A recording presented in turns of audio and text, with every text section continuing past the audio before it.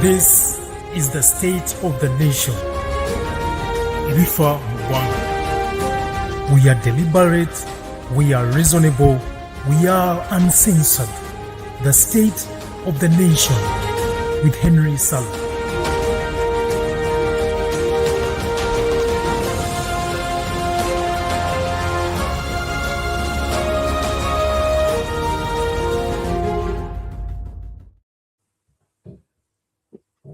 Thank you so much for joining us this evening, this morning, and tonight, depending on where you're joining us from. My name is Henry Sally, and I am privileged to serve you in this capacity. First, I want to start this podcast by sending my sincere condolences to Uganda, specifically because we lost one of our legend, Alex Mukulu, who passed on yesterday. Kitalo nnyo. We are listening to the conversation that is transpiring. Alex Mukulu is a legend in his own capacity, not just as an artist, but also as someone who is an educator, someone who has been educating both the masses and government. Kitalo nnyo. It's very sad, unfortunate to lose such a strong voice in our community, both in Uganda, but also among the art fraternity. So we send our sincere condolences to the family and friends of Alex Mukulu. Besides that, on a personal note, I also lost my good friend, someone that I call a brother as well, Mr. Obadiah Matt Majwega, who has been living in the UK. He passed on at the end of last week. His body will be returned to Uganda for burial, and those arrangements are being made. Kitalo nnyo family ya Matt kuba nti twafiiriddwa mukwano gwaffe oyo, muganda waffe oyo. I take this opportunity to send my condolences to the people of North London, Uganda, and all students of St. Kalemba who lost their friend as well. Kitalo nnyo. With that in mind, let us start this conversation as we engage in this very important topic. We never stop bringing you important topics to try and provoke you intellectually to think about life in Uganda, but also how you can engage in building our nation from the village up. Of course, in doing all that, we have to try and interrogate all the different spaces within which we engage or operate. And I think today's conversation is important because it offers pertinent questions. Why do Uganda's brightest leave the country? It gives us an opportunity to ask why or what the nation loses and how we build a country worth returning to for folks who are now either trapped in the diaspora or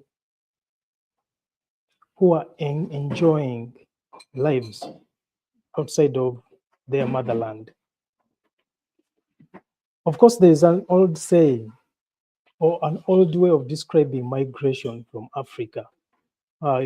Usually what we do say is that people have gone abroad. Someone has gone to Canada, another one has gone to Britain, a doctor has gone to America, and a nurse has gone to either Saudi Arabia or Europe. Nowadays, we have started saying an activist has gone into exile. A former politician has gone into exile. And we often tell these stories as individual stories of ambition, survival, and success. Yet tonight, I want us to turn the telescope around and ask very serious questions. What happens to the country when we leave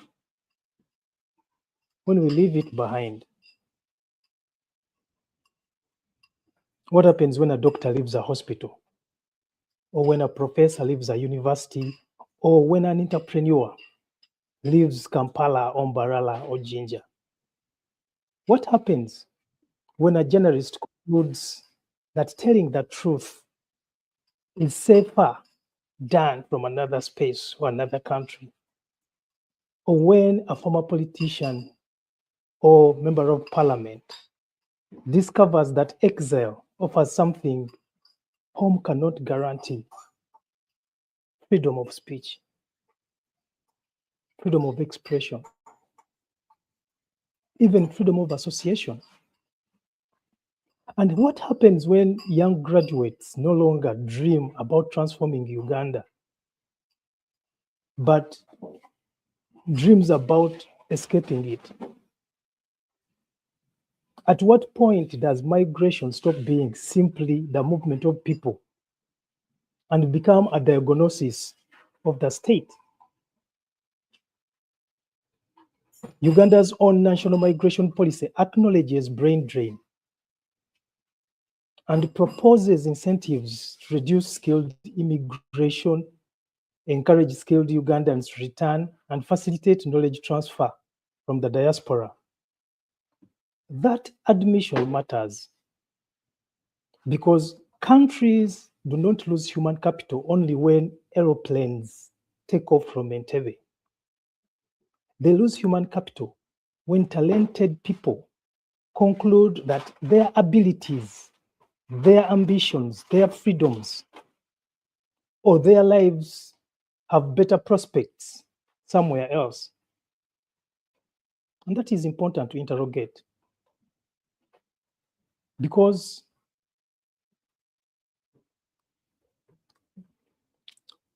it's not just merely migration. I want us to distinguish between migration and exile, because migration is not exile. Migration can be voluntary, but exile carries another wound. A person may leave because another country offers better wages, but another Ugandan may leave because remaining home has become politically, professionally, and personally unbearable, even unsafe. So today, this evening, this afternoon,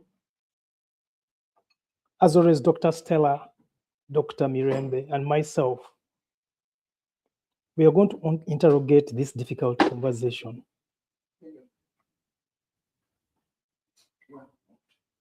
Not simply why Ugandans are leaving, but what kind of country are we leaving behind? What kind of Uganda are we leaving? And what does Uganda lose? Also, who benefits from our departure? Can the diaspora become part of the solution? And I think what is really timely right now is that we need to question what it would take to build a Uganda worth returning to.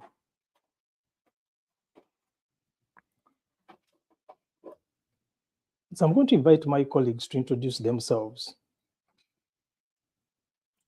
as I continue to engage in this conversation.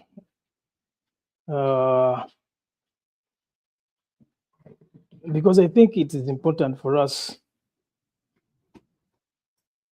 to engage and question each other as we look for answers. The answers are never easy, yet they're important. So let me begin with a human being rather than the statistics. Dr. Stella Nyanzi.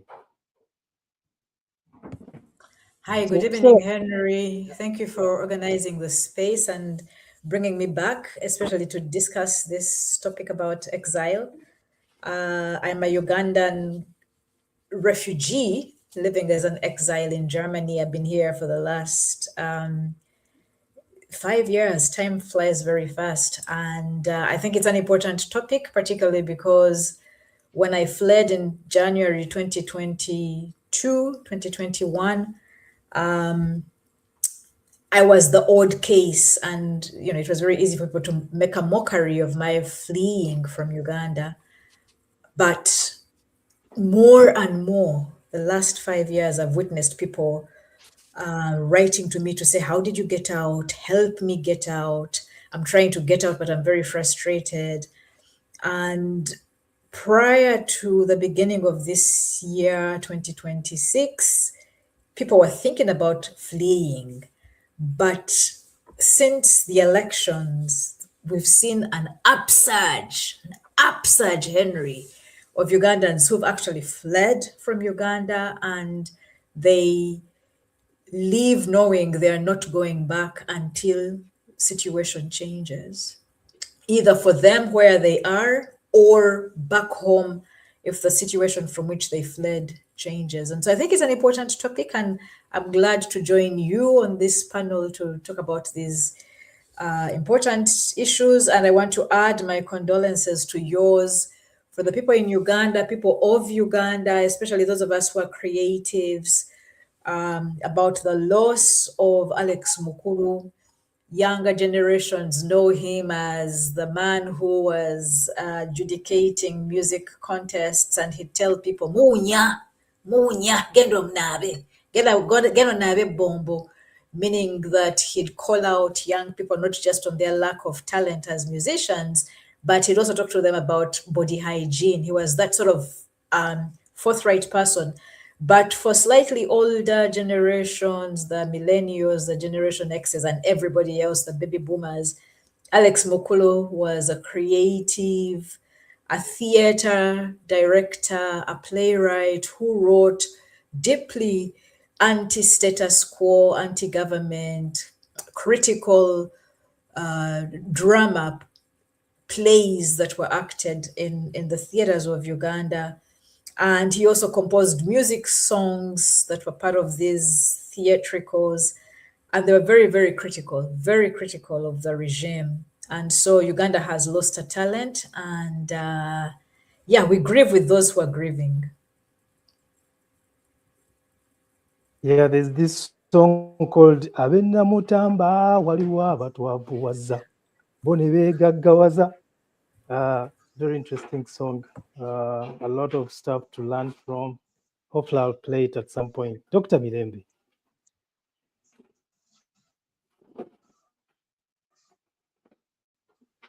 Yes, hello? Yes. What's happening?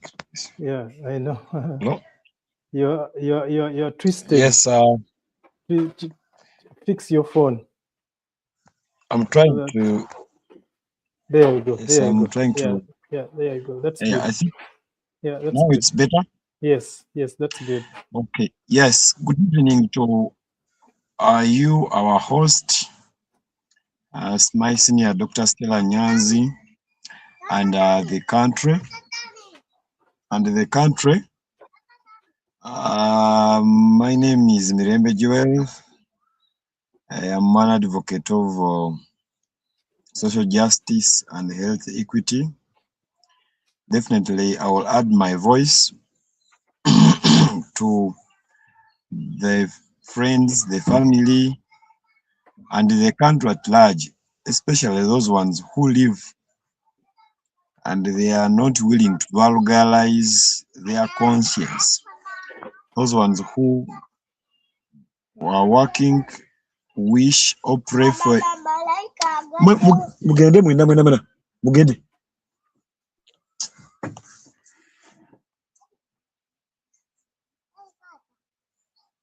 Especially those who are critical of the regime, Alex Mukulu has been an important senior voice that used talent to pass on the message, to actually mobilize. So we grieve his passing on, and we pray that wherever he is, the Lord grants him eternal life, peace, because he has fought, he has moved his part.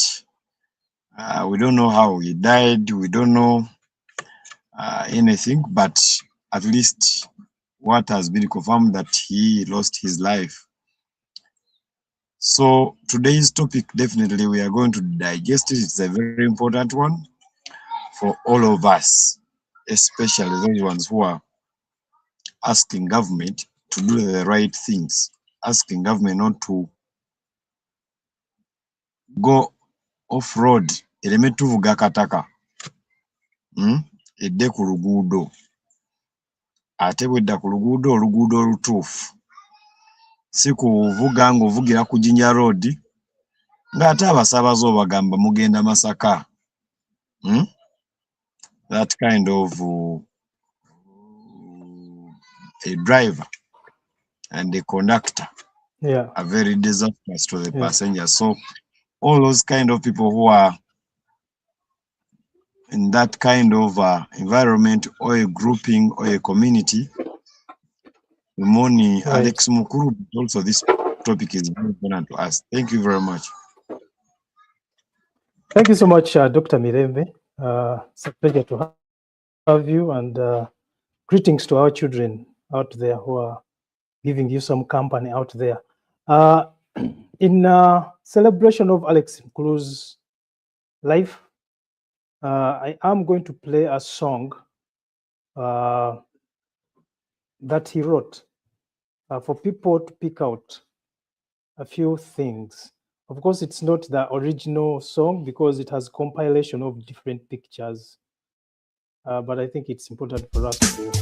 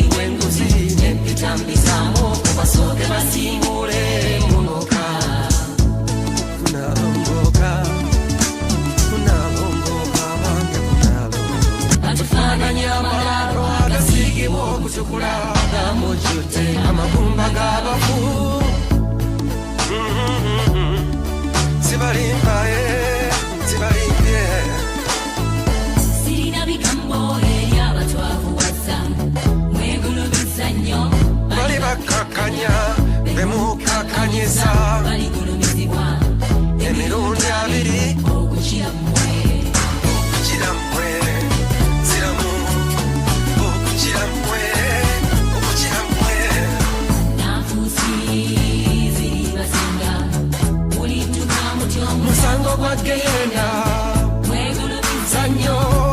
bakakanya kakanyiza balikulemezebwa obanga nimba wabe wajja ngambe jambakanyiza eri ababavu badde ababyege byammwene ebintu ebirala banyama bakwatiddwa n'abasiriddwa oyo atakuumira mpeera tulina eŋŋombo tiyazaala ekibi akiwongerera tulina eŋŋombo azaala ekibi akiwongerera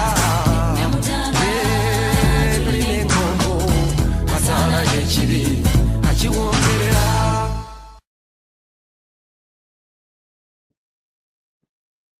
Thank you so much. Well. Dr. Stella, you are the poet. I'm going to task you with unpacking that song. I didn't show the original video because I wanted this video that depicts the state of the nation today to be a little bit discussed as we delve into the conversation today. So in unpacking that song, I also want to put this question to you. There is a difference between migration, displacement, and exile. You have experienced life outside of Uganda yourself. When does leaving home cease to be an economic choice and becomes an act of survival? Dr. Stella.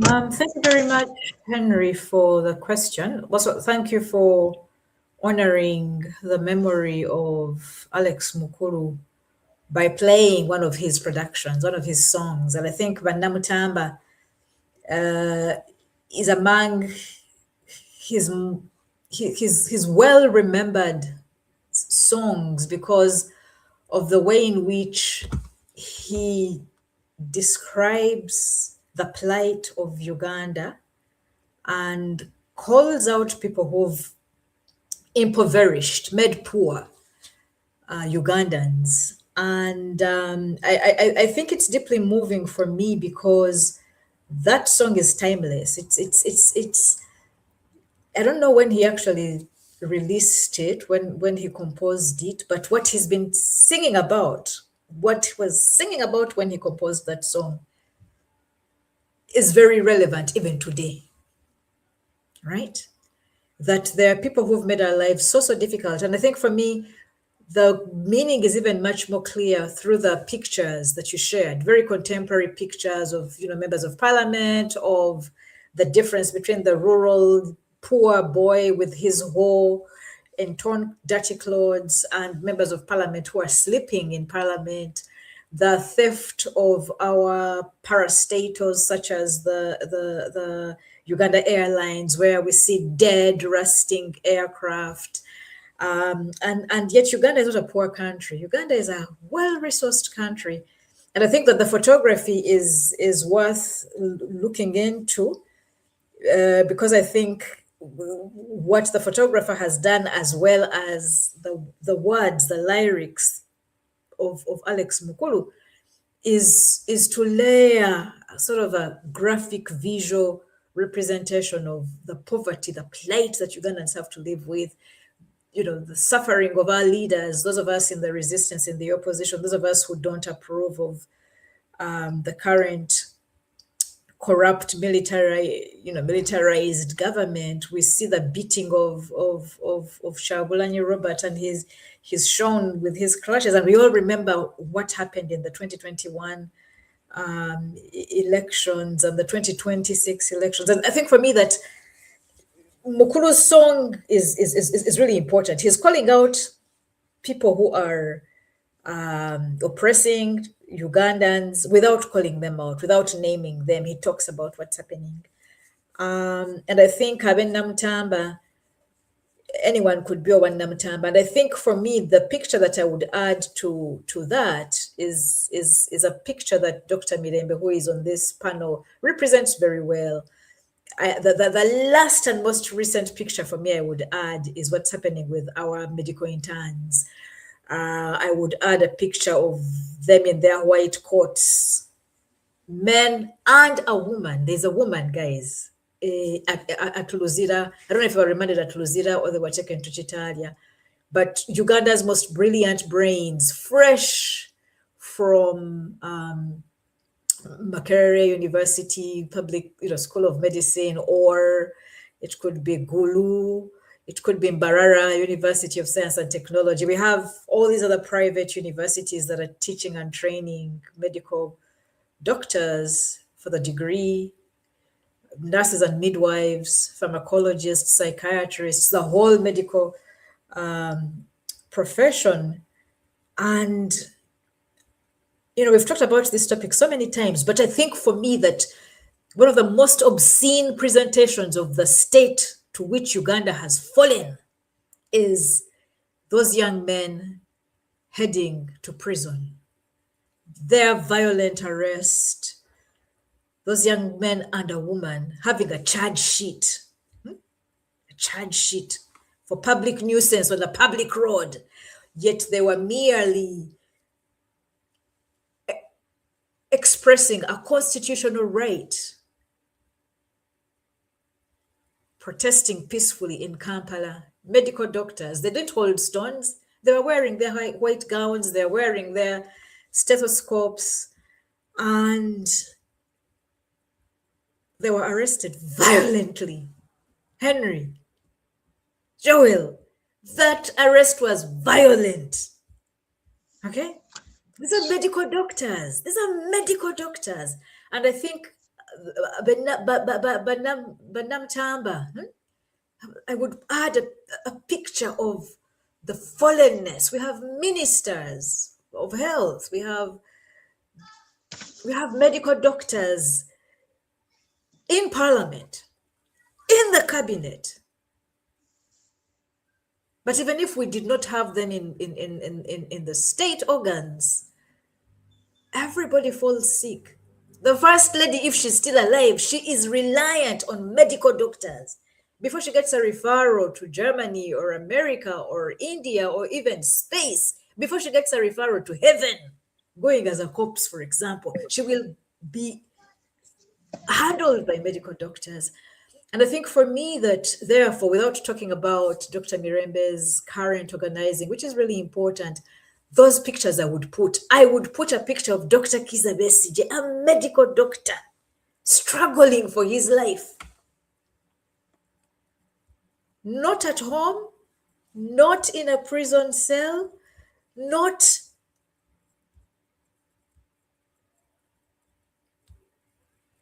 in a prison hospital. A man who was in intensive care unit was taken away from Mulago Hospital and taken to the prison health facilities. He's a medical doctor. And then there is also the picture of the medical doctor, the Minister of Health, Chris Bariomunsi, who has to interface on behalf of the state and explain to medical doctors what is happening. That is how bad Uganda is.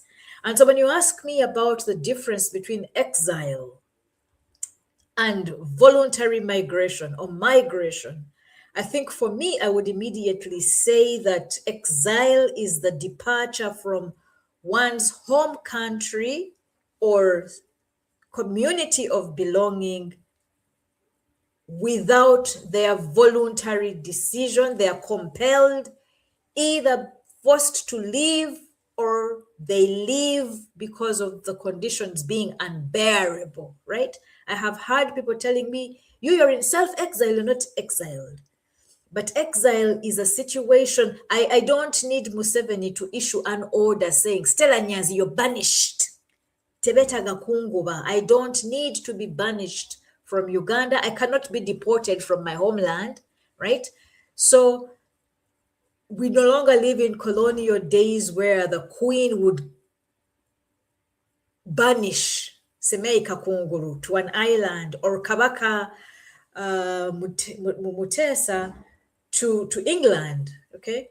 Or Kabaka Mwanga was also deported. He was banished. We don't live in that age where there's an authority that will push Ugandans out because Uganda belongs to all of us. However, there are conditions and situations that become so dire. The worst that I know about for me is political persecution, but there are also very many others where it could be religious persecution. We see Ugandans who are arrested and abducted and disappeared, and then they are blamed for murders of God knows who. They are called terrorists, and we see the targeting of young men who are Muslim and sometimes women as well. So religious persecution can be another ground where other young people who notice that because of their faith they're being persecuted and they end up in prison for long periods without trial, they decide to flee. You know, it's very possible because of ethnic cleansing, such as happened in northern Uganda, or the cleansing that happened to Ugandan Indians in the 70s, where Idi Amin issued a declaration saying that if one was not of Ugandan origin, God knows how they knew how they would be determined that they would be murdered, arrested, and then we saw huge flight of Ugandan Indians, right? And sometimes it is about gender or sexuality, that a country criminalizes people because of their preferred sexual orientation or their sexual practices, and then there's a death penalty attached to some of the crimes, and a person says, I belong to that group. We may be minorities, but this is who we are. And they decide to flee because of the law. There wasn't an order saying all homosexuals must live in Uganda, but because of the law and how it came and how it was introduced, people depart. But there's another type of exile, which is around dissidents and what's happening. And I think that is where we are today. Before we go to economic migration, I think that I want to talk about targeted repression, suppression, oppression of members of the opposition political parties, where we've seen arrests, abductions, kidnaps, detention in ungazetted, unknown facilities called fridges, coolers, refrigerators, but also in the basement, where people are shamed and embarrassed, and we see their pictures, their children see their pictures when they're either wounded and maimed like Eddie Mutwe, or they have been dehumanized to the lowest levels of indignity. Their adult men are undressed and we see them wearing pampers, as happened to Lord Mayor Arias Lukwago. That sort of targeted oppression of the leaders of opposition political parties creates fear among their political party members. And so we saw that subsequent to Bobby Wine's departure from NUP, his deputy, Lina Zedriga, also fled. Consequent or subsequent to Lord Mayor Arias, the president of PFF, undergoing the sort of terrible, embarrassing detention in Muhoozi's basement, we saw the governor of PFF, Ssemujju Nganda, fleeing as well. So there's a way in which the targeting of the leaders of these opposition political parties leads their members, especially those who are actively engaged in the everyday running of the political party, to also depart. And so that, for me, doesn't need anybody to write saying, depart, leave. Now, in addition to dissidents who belong to political parties, there's a group of resistors, defiant challengers of the status quo, who flee because their professional work has come in direct confrontation with the status quo. So it's very good you're sharing my lawyer, my little brother, my comrade, Isaac Semakade's photograph. Isaac is the current president of the Uganda Law Society, but we all know he's in exile. And questions have to be asked, because when Isaac Semakade fled from exile, we know there's now a long line of lawyers who are members of Uganda Law Society, amazing, brilliant brains that have defended dissidents such as myself. Interestingly, 3 of my lawyers in cases where my main complainant was Yoweri Museveni and his family are in exile today. Isaac Semakade defended me together with Nicholas Opio, together with Aaron Kiza, and those 3 out of my legal team of about 8 people, those 3 are in exile today. So there's a targeting of lawyers who are defending dissidents such as myself. Lawyers who defend Dr. Kiza Besigye have had to flee. Otherwise, they end up in jail even when they're ill, such as Lord Mayor Eriasi Lukwago Emeritus. But we saw the sort of humiliating indignity that he went through in the basement. We saw the deportation of his senior lawyer, Martha Karua, who, because she's not a Ugandan, can be deported back to her country of origin, and she was declared persona non grata upon her deportation. So all these things are triggers that create fear, and where Ugandans are able to flee, they will flee. You know, I talked about Lina Zedriga fleeing because some people think it's just about men fleeing, but Lina Zedriga fled. We know about Justice Chisache. You know, Justice Chisache is a judge who supported Robert Chagulanyi in a constitutional petition around the elections, because she was the only contesting opinion when they were issuing their judgments. She was persecuted and hounded out of her office, and she had to flee from Uganda. So, you know, justice, judge, magistrate, Lina Zedriga, in the line of professions that are really targeted. We see the lawyers and judges. So the legal fraternity has been targeted. I talked about political parties, they're targeted. I think that the others are journalists. We've seen journalists flee. Kakweza Rukirabashaija was maybe, Kakweza Rukirabashaija fled immediately after I did. And you know, there's so many others. You know, I know a long list that includes Mordecai Mudisa, that includes, I mean, there's so many journalists that I know that have fled from Uganda. I mean, one case in example for me that was really interesting is Ashraf. Ashraf, who was shot in the head when he was covering the news of Bobi Wine's political campaign in 2020, I think, or the elections happened in 2021.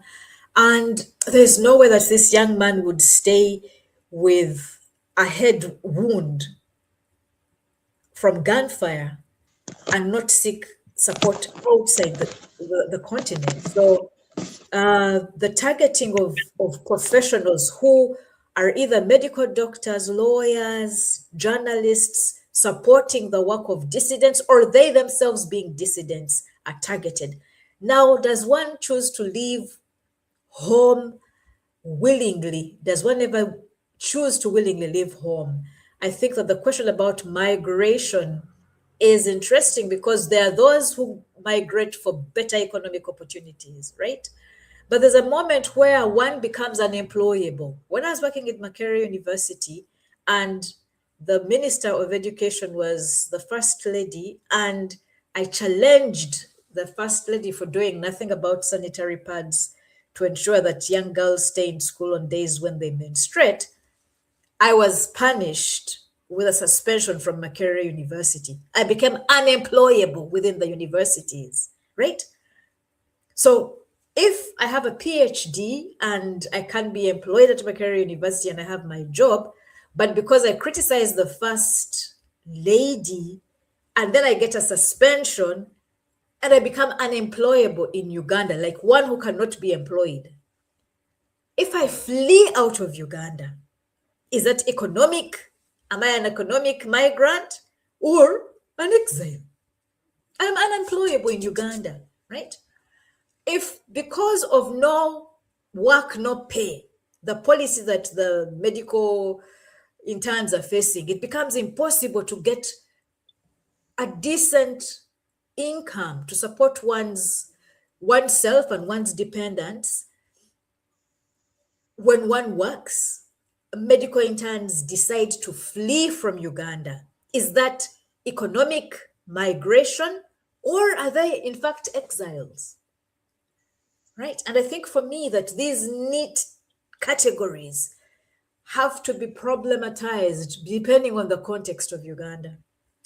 But in terms of defining a migrant is a person who exercises their constitutional right to live and enter, move freely within a country and across its borders, and goes for whatever reasons. It could be economic, it could be for better healthcare services, it could be for marriage, it could be for education. I studied in London for my master's degree and my PhD. When I was there, I was a foreign student, I was an international student.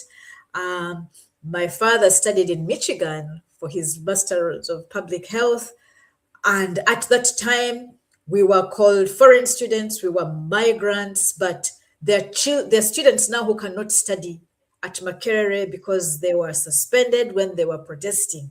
When the students go to universities abroad, are they exiles or foreign migrating students? And I think for me that, yes, I recognize these categories, but I think with experience, I've decided more and more to take each case by case when I'm applying the definitions. But I think that migrants generally are people who choose to leave and they are not necessarily forced out because of persecution of any kind, and they're at liberty to return.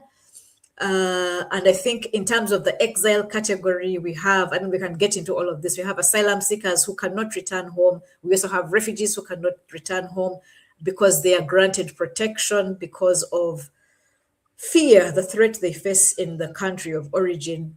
And once one returns home, they lose access to being a refugee or an asylum seeker. But there are very many gray areas where we see returnees who were once refugees or asylum seekers doing the back and forth. We can have that conversation. But I think Uganda has become very dangerous because there are returnees who try to enter the country and they get rearrested at the airport or the border point. So I've kind of spoken broadly. I haven't decided to clearly distinguish between migration and exile because I think for me that there's a gray area, and I'm calling for people to allow the gray area to exist because the persecution based on employment in Uganda has reached the levels of becoming real persecution. People don't just flee for greener pastures. They flee because there's no pasture. There's no pasture. There's no opportunity to be employed. They're not employable because they're in the opposition when they're in Uganda. So they flee to get a job outside because Uganda just became, you'd be there dependent on others or doing magendo. We're going back into magendo economies where we have to operate. Right. Thank you very much. Yeah. Thank you so much, Dr. Stella, for making a proper distinction between those three terms: displacement, migration, exile. And of course, for bringing in the few people, clear examples, tangible examples of people who have actually gone outside of Uganda, some because they are no longer employable in Uganda, like yourself, but others because they're afraid of their lives. They're afraid they're no longer safe being in Uganda. It's also good that you touched upon the issue of intern doctors. And I want to bring in my colleague here, who I know is a national leader. He's not just a medical doctor, but he's a national leader, someone that has organized not just medical interns, but also people in his home village. Dr. Mirembe, when a Ugandan doctor considers leaving for Britain or South Africa or Canada or the United States, or elsewhere for that matter, what actually is driving that decision? You as a doctor, what are your thoughts? Thank you very much. And Dr. Nyanzi Stella has put a very big stone, or I can call it a foundation, to the conversation. I hope now it is a little better there. So the question you're asking needs contextualization from the past, the present, and actually the future. But before I forget, and before I even dive into the question, you played Alex Mukulu's song, Now the Late, and it made a very good summary of actually even what we're talking about, where our country, Uganda, is, where actually even the villages are. And Hamani Basudezi song came in my mind, that song of Bas Dunia, Ewomogose Mwebituli.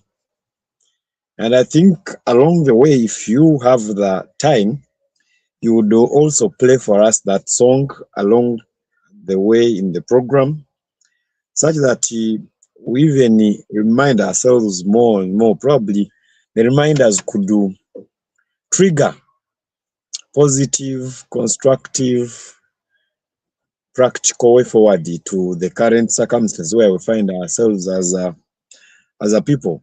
But now, on the question of what would drive a Ugandan-born, raised, trained doctor to leave Uganda, there are very many lines. It's a multi-pronged, multifaceted question because one, we have a very clearly written history about government persecution of doctors. And doctors in that time, for example, President Idi Amin's time, there is also a stint during Obote's time, when doctors left the country, not because even they didn't have jobs. The jobs were there and you say, but they were free, leaving the country for their life. For their life. And why? These were influential doctors in positions of influence. So their views, opinions were seen as a threat to the governments then. Were seen as nagging, as disturbing. So many were killed, actually. We have many of them, I will not mention their names, but many were killed here and many fled until there was a semblance of stabilization in the country. Then some came back and others have never returned up to now. When you see that peacefully, and I am on record because I was following these young people, peacefully got placards written there, very clear information. And you know, when we were in the court, the prosecutor read that information. And I'm like, you have read the information. You should be ashamed that you're prosecuting these people. These people didn't disturb traffic, didn't do anything contrary to the law. They were arrested, taken to CPS. And went there, negotiated, talked, and they were released on bond. Then they were told to report on a Friday, bond instructions. As responsible citizens, they chose to go back and report. But of course, earlier, some voices were told them not to report because some of us have got used to the kind of government, that the kind of way some government institutions run, like police. They were arrested on reporting on the right time, on the right day. They were arrested. The first question, why are you arresting them? when actually they were doing something constitutional, lawfully, and all the other things. And when we were in there in the police, they were telling us that, you see, you can use other mechanisms. Then I asked the OC, are you the one to choose for us the mechanism to use as long as it is lawful? Then I explained to her that actually we have exhausted, these young people have exhausted all the other mechanisms. We, their seniors, have also engaged. The government is not listening. So if this is what is going to make them listen, then even after arresting these ones, be sure that another group tomorrow will come up. And actually, even on Saturday, another group wanted to protest to go to State House. It's just we are trying to hold them. You don't be surprised when you see a group on Tuesday, on Monday protesting, because this is the right cause. But now going back to the question, people have been planning to leave this country, putting away the political persecution because of the way the healthcare system runs. The healthcare system is very ill facilitated. It is very ill in terms of having resources, equipment, drugs available for you to enjoy working. And enjoying working, I mean, I have diagnosed someone of a tumor, and my training gives me capacity to cut that tumor and get that person well to go home. And there are resources in place for me to do that. That's the enjoyment I'm talking about. But then, of course, the second line is me being facilitated while I do that. Because if I do it today, I cannot do it for the next week when I'm not eating, when my children are not stable wherever they are, when my wife cannot get the basics that she needs to get from me as a husband, when my mother cannot call me for a support for my sibling school fees and I'm broke. That alone destabilizes the doctor, mentally, psychologically, and socially, of course. So a doctor is supposed to be the most healthy person alive in the community. So the healthcare system currently gets us sick, and when we are sick, how shall we treat others? Yes, we still remain with the knowledge, but do we have the capacity to use that knowledge that we trained to filter out?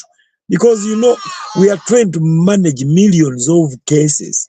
When you come to me with a headache, 1,000 conditions can have a headache as a symptom.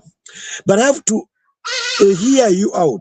I have to touch you and examine, and then synthesize information based on what I have got to now rule out the 1,000 and maybe come to 3 to 5 conditions. Then I send you to the laboratory, to the scan, to the X-ray, or any other investigative way to come to the 1 or 2 conditions for me to treat. You cannot do that when you're not mentally or psychologically stable. So that kind of environment has been originally forcing young people to go out. And a survey was done in 2019 asking 5th year and 4th year medical students, those ones who have not yet left university, their plan where they are going to work after school. 65% said they want to go out of this country. And still, when they were asked why, they used their 3rd year and 4th year experience. And of course, even though 5th year, they were in 5th year. Because 3rd year, 5th year of medical school, you are seeing patients. You are in the hospital. You wake up in the morning between 8 to 10 or 11. You have lectures that can be theoretical or practical. Then from that up to 5, you are on the ward with the patients. So these young people had already experienced what the senior doctors were going through, what the patients were going through, and it was not palatable, not comfortable for them to keep working. So 65% wanted to go out to a better system that they had read about or they had been told about. You know, someone is choosing to go to a system they have heard or read about, they have even not experienced it. But because home is becoming toxic in terms of personal survival, and then the enabling, the absence of a fair, basic enabling environment for you to apply your skills. So, of course, in the current situation, there are very many doctors who are out of this country because they have asked government hard questions. And of course, even me myself have been threatened several times for simply speaking out. You know, I've not picked up a gun, I've not beaten anyone, I've not even abused anyone, you know, as we simply talking to government on.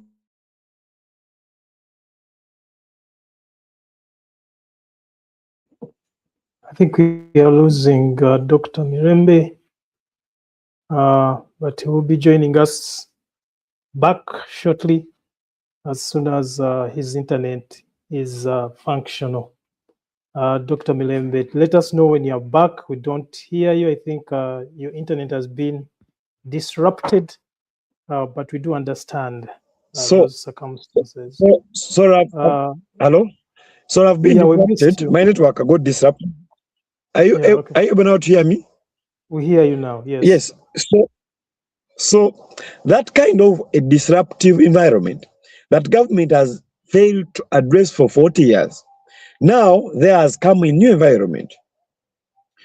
I'll use the example. Let me use the current and well-known established example. The retired Dr. Kiza Besige Mutabani wa Kifefe. During that time, he left this country and for Kenya, not because he wanted a better job, because his views were not welcome by the government then. He didn't stop at that. He came back as a fighter to remove the bad government. Unfortunately, the government he fought hard to bring has gotten him into a rehearsal, an experiment of what actually earlier displaced him, took him exile as a young, intelligent, hardworking, promising doctor. So that condition is everywhere, is on us. Like we are being threatened, like we have killed people. So, and it is not Mirembe alone. There are very many doctors. The reason why most of the consultants, the senior doctors in this country are silent. They are talking in the corridors. They meet in the corridors. They are like, but they can't come out to speak because they know the word between their speaking and the appointing authority is dismissal and arrest. And they say these are aged people. So they are wondering how they are going to be arrested, taken to Luzira. They are not used to the advocacy, the resistance, the questioning that some of us have agreed to take on and use it as a tool to better community by holding leaders accountable. So the corridors of Mulago, the corridors of the regional referral hospital, the corridors of the general hospitals of this country are being silenced. The mouths are being sutured. You know, for me, I'm a doctor. When we want to close something, we get threads and needles, and we pass rounds and rounds of needles and sutures. So the current environment is suturing the mouth, suturing the hands. Directors have told Indians leave hospitals, but they cannot put that in writing because, hey, things are going to be badass. You get it? So I can tell you, people are leaving because of the environment is poor. People are also leaving because the threats are increasing on their own life. But I will end with this. Let us look at the staffing gaps in the government facilities. 30%, where government is supposed to employ 10 doctors, it has employed 2, maximum 3. And those 3 are supposed to do work over the 7 and then themselves. That means 3 people are supposed to do work of 10 people. And then when such a doctor comes on duty, works and gets tired, goes home, a one Balaman Nabere comes and don't find him or her, that nurse, okay, that midwife. Then they will say, hey, you are absent, watch. But then you don't know that you am not present at a time when anyone was not supposed to be present. I even already overworked. Of course, I don't say that health workers are holy, like they are perfect. We have some wrong elements. But who has allowed those wrong elements to come in still? It is the government. Why? They sold jobs. If you sell a job to someone, you cannot hold them accountable. You cannot ask them hard questions. The districts are selling jobs of a nurse or a doctor to around 20 million to 40 million. If a doctor gets tired of being on the streets of unemployment when he knows there is space to employ him, and the district X calls that, then they will go and sell their plot of land. They will engage their parents to further give a last round of sponsorship. Even in the little they have been getting in the struggling, they pay the 40 million, they get the job. You expect them to work for the 40 hours, are you sure? When they know they paid, they will work for maybe 20 hours a week and go work also elsewhere or go to their gardens or other things. So the environment is disabling. And that's why doctors want to live. Of course, the pastures are across the border are very green. Kenya, I can tell you, a general doctor in Uganda and government public service is paid less money than an intern doctor in Kenya. An intern doctor in Kenya earns around 7 million gross. Here, a starting doctor earns 5.2 million gross. And when you get off the taxes and everything, it goes to 3M point, I think, 2 or 1, around that. So there is no way someone gets a slot to work in Kenya and you think they are going to remain in Uganda. They will go. After all, when these ministers are sent to Kenya, they go to Nairobi Hospital, Aga Khan, and the people working there are Ugandans. Because Ugandans, generally, we have been exposed to a very harsh environment since independence. And that has taught us resilience. That has taught us hard work. That has taught us a lot of responsibility. And people elsewhere would prefer to have us. And of course, if countries like the US, countries like the UK didn't have the tight regulatory frameworks, those countries would have, I think, more Ugandan doctors in the US and the UK than the doctors bred and born from that side. So it's because they have a tight framework that protects the spaces for their own. And that is right. They have a right to buy America and hire America. They have a right to buy UK and hire UK. Many doctors have fled to South Africa, and they are still there. Of course, now there is a scare of the xenophobia and the Go Our Jobs campaign that's happening in South Africa and the surrounding areas. But I can tell you, people are not leaving this country because they want. It's because they have been put under a very tight box, politically, financially, and economically. And of course, the social aspect. Thank you. Thank you so much, Dr. Mirembe, for painting that picture, which indicates that many people who are leaving Uganda may not necessarily leave because they are pursuing economic prosperity elsewhere, but because the environment back home may not necessarily give them that opportunity to thrive in a country that they call their motherland, and to be able to share some of their talents with the local people in Uganda. I want us to transition into the idea of brain drain and examine it. I want us to understand whether it's really about brain drain or system failure, because I think the phrase brain drain can also be misleading in itself. mainly because it makes talented people sound like a resource leaking accidentally from a container. But people make decisions, and systems create incentives. So perhaps the better question is whether Uganda is suffering from brain drain or institutional failure.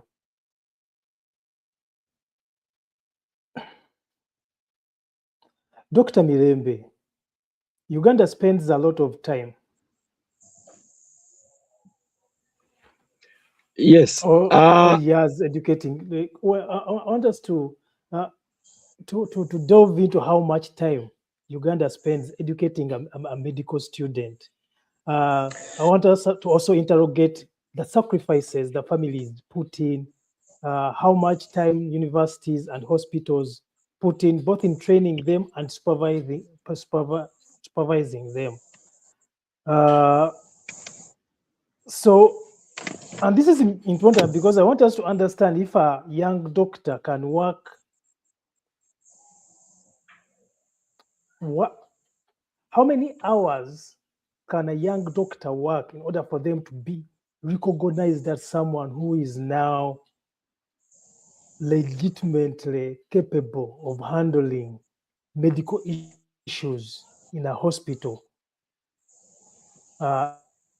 independent of the experts that tend to supervise and guide them during their internships?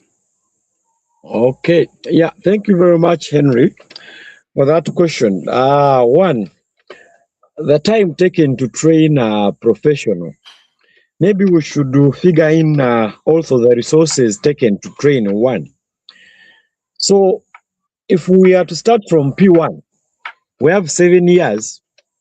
Then you go to secondary, you do 6 years. That's around 13 years. Then you enroll to university and you do a minimum of 5 years. That's 18 years of studying. Of course, at secondary level, you must have done sciences, chemistry, biology, math, physics. Those are the subjects that can lead you to get into that channel in the Ugandan setting. And of course, those subjects have been classified as difficult to handle subjects by majority, and there is a kind of a stereotype. I don't say that they are easy because maybe I did them and excelled very well in them. It takes a lot of commitment, a lot of revision. It's a few people, maybe like 1%, who excel in them or excel and do those subjects and succeed very well when they have not done a lot. So after that, someone does the 5 years, year 1, year 2, year 3, year 1, year 2, they are studying theory. They are understanding the body, how it works. They are studying pathology, the diseases, study all the diseases. They are studying public health. They are studying prevention strategies. They are studying how to handle patients. They are studying counseling, all the theory. Year 1 and year 2, they are studying. They are studying pharmacology, drugs, and how drugs work, side effects, and all that stuff. Then year 3, you go to the practical. Year 3, year 4, year 5, you begin to relate the medicine you have studied and the real patient.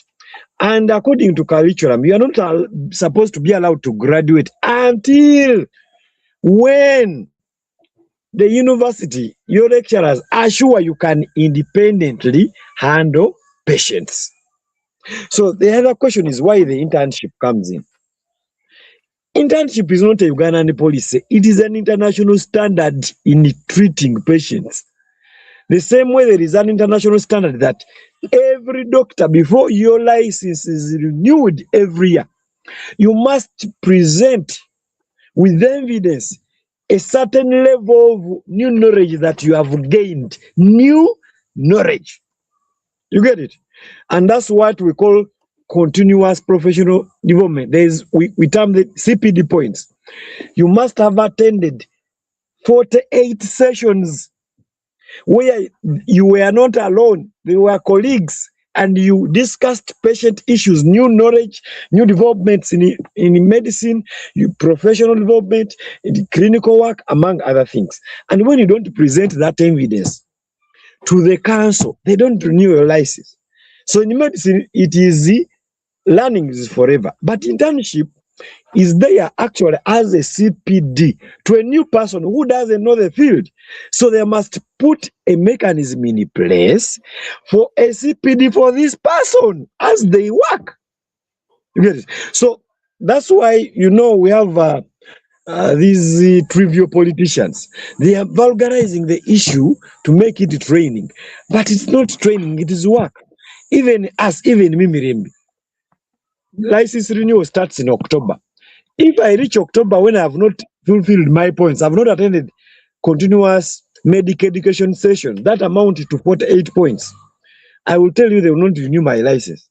So even now, I think right now I have like 30, but I still have to make the 18 points through attending sessions organized by senior colleagues.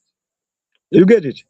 Organized by accredited hospital. Not every health facility provides CPD points. It's the big hospitals because they are the ones with the consultants. They are the ones with all the, they are the ones which have the semblance of a complete health care setting. It is the Nakaseros, it is the Mlagos, it is the organization like Uganda Medical Association that are giving this CPD, and same is why, because they have the capacity. They first evaluate you to also allow you to be a provider of CPD points. So internship is an apprenticeship, something like that. Dr. Seranyas is the Yewoluzungu. It is an Appreciative. Apprentice. That one. Apprentice. Apprentice. Apprenticeship. It is an apprenticeship. That one. So that is it.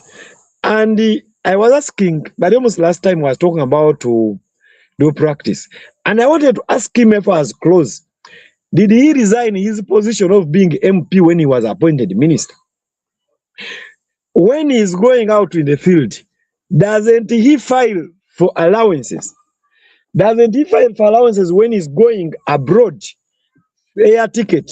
Simanya those fancy allowances of $200 or $500 per day, among other things. Did he close and sell off his personal businesses? I know for a fact he's a chairman of a university council somewhere in a university, which also trains medical students. Did he resign all those responsibilities because they fetch him income?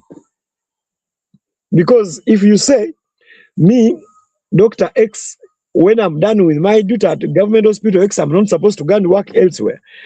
Hey, what am I going to be doing during that time? If that policy is good, why doesn't it cut across? It's such that it can be the same engineers, the same everywhere. Why doesn't it cut across? Why does it target the nurse and the doctor alone? So that is so the figures. Let me talk about the figures. Let me talk about the figures briefly. Currently in Uganda, a good private school at the primary level, children are paying around 1 million to 3 million. Now time was 7. Yeah, is it 7 even? Time was 3 because a year has 3 terms. If a child, for example, let me use the minimum, pays 1 million per term. Now you have to add the other things, transport to school, the whatever support, plates, caps, beds, pocket money, books, practical, and those ones have not counted. That is 3 million. Now, 3 million. Yes?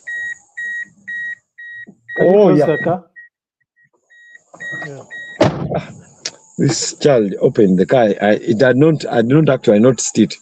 So I'm sorry. So 3 times 7. That is 200, almost, that's 21 million for a primary kid.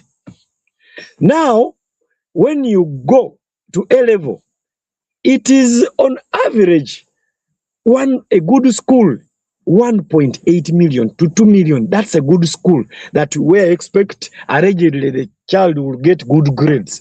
Because in Uganda, good schools are defined by grades. So 2 million times 3, that is, that's how much? That's 6 million. 6 times 6, that is 36 million. Now, 21 plus 36 million. Right. That is 57 million. We are still in second. Now, at university, a private university in Uganda, tuition alone without functional fees, private university doing medicine and surgery, the minimum tuition is 7 million per semester. 7. That's the minimum. No functional fees, no accommodation, no feeding, no transport, no practical, those additional things. So in summary, the minimum per semester a parent spends on a medical student is in a minimum 10 million. Now, a year, that means the parent spends 20 million. And in 5 years, that's 100 million plus 157. That's 157. The minimum, I'm using the lower scale. A parent has spent on it, their son or daughter to acquire medicine to the level of medical school. We are not talking about dressing. We are not talking about any luxury. Then the government comes up and says that investment deserves to work for free for a full year while getting exposed to TB, while getting exposed to HIV as they do surgeries, because intern doctors do surgeries. I did a lot of surgeries as an intern, including cutting people's intestines and reuniting them, anastomosis, delivering babies through cesarean section, and a lot of other things. So, including those exposures, including, among other things, someone should go and work for free. Then government doesn't respect then government doesn't respect that kind of investment, because also there are students or doctors who do medicine or nursing or pharmacy on government merit. I did medicine and surgery at Mbara University on government merit after excelling well. And of course, government invested a lot of money in my 5 years at medical school. Every semester, accommodation, feeding, paying for those field, what we would have called internship, going to the facilities outside the university, teaching hospitals, spending there months, doing projects, community projects. All those things were paid for by the scholarship scheme. And that was taxpayers' money. Now I'm here. I want to serve my people. Government has refused to give me a job to serve. It's like government expects that people will go and serve when they don't have facilitation. So government is investing taxpayers' money in a human resource for health, and then doesn't utilize it, doesn't bring back the human resource to treat people. I think that is miscalculation and having priorities pressed the wrong way. So I think that's what I can say on that. Thank you very much.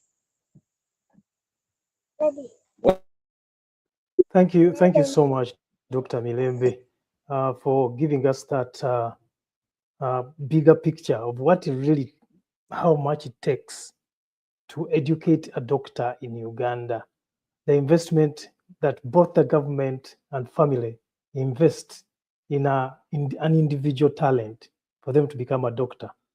Dr. Stella, having had all the explanation and what it takes to create a doctor in Uganda, I want you to utilize that information and extrapolate it to all other professions. in Uganda. Tell us what you think what brain drain really means and how it intersects with the creation of professionals in Uganda. What are your thoughts on how these things intersect? Right. So I think that when you asked Dr. Mirembe the question a little earlier, you sort of juxtaposed brain drain versus systemic failure. And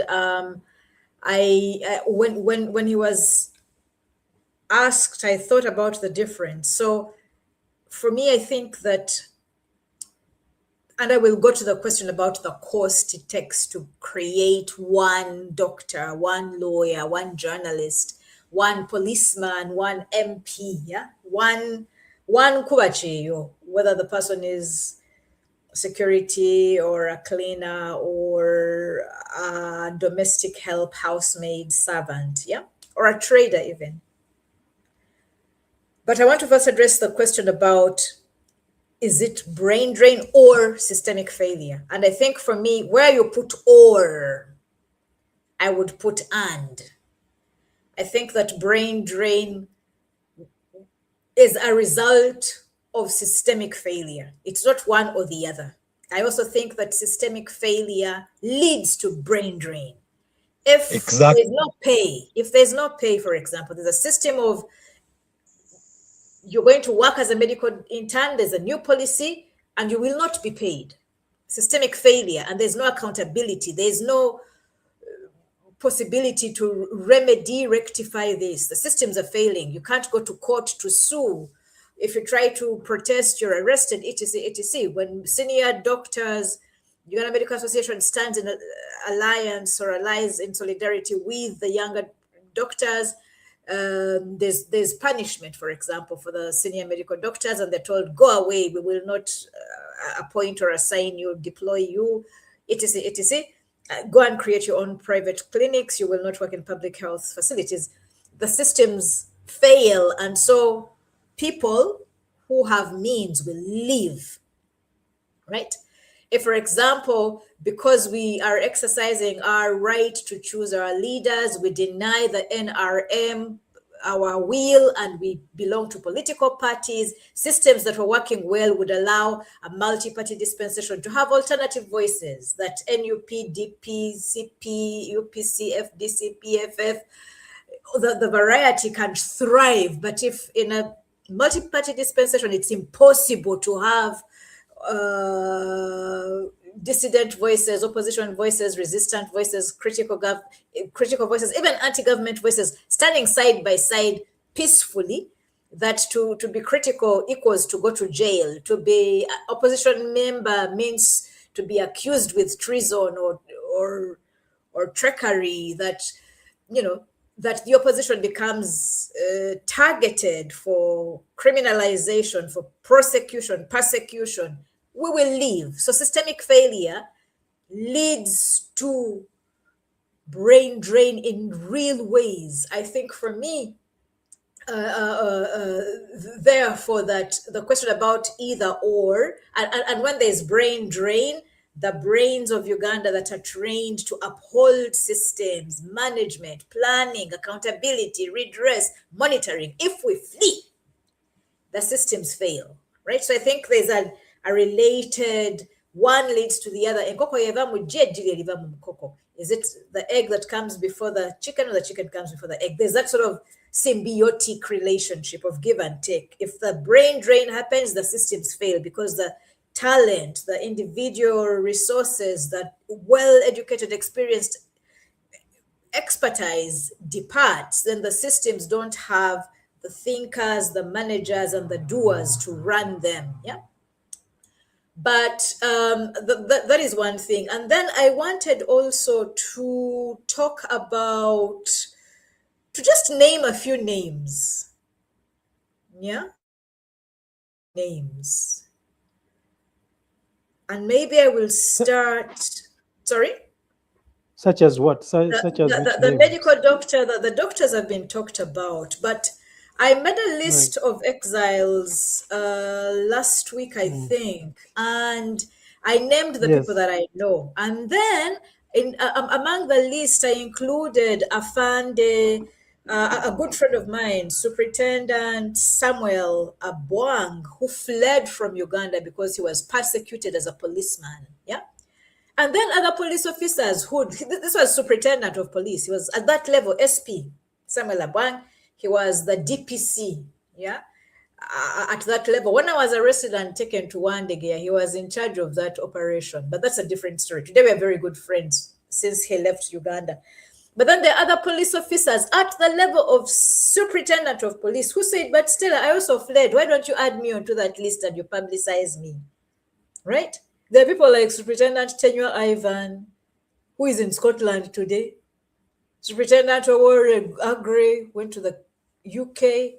Superintendent Higira, who is in the USA. Assistant Superintendent Gabire Ruth, who is in Canada. There's a whole list. These are police officers at the level of captain or higher departing.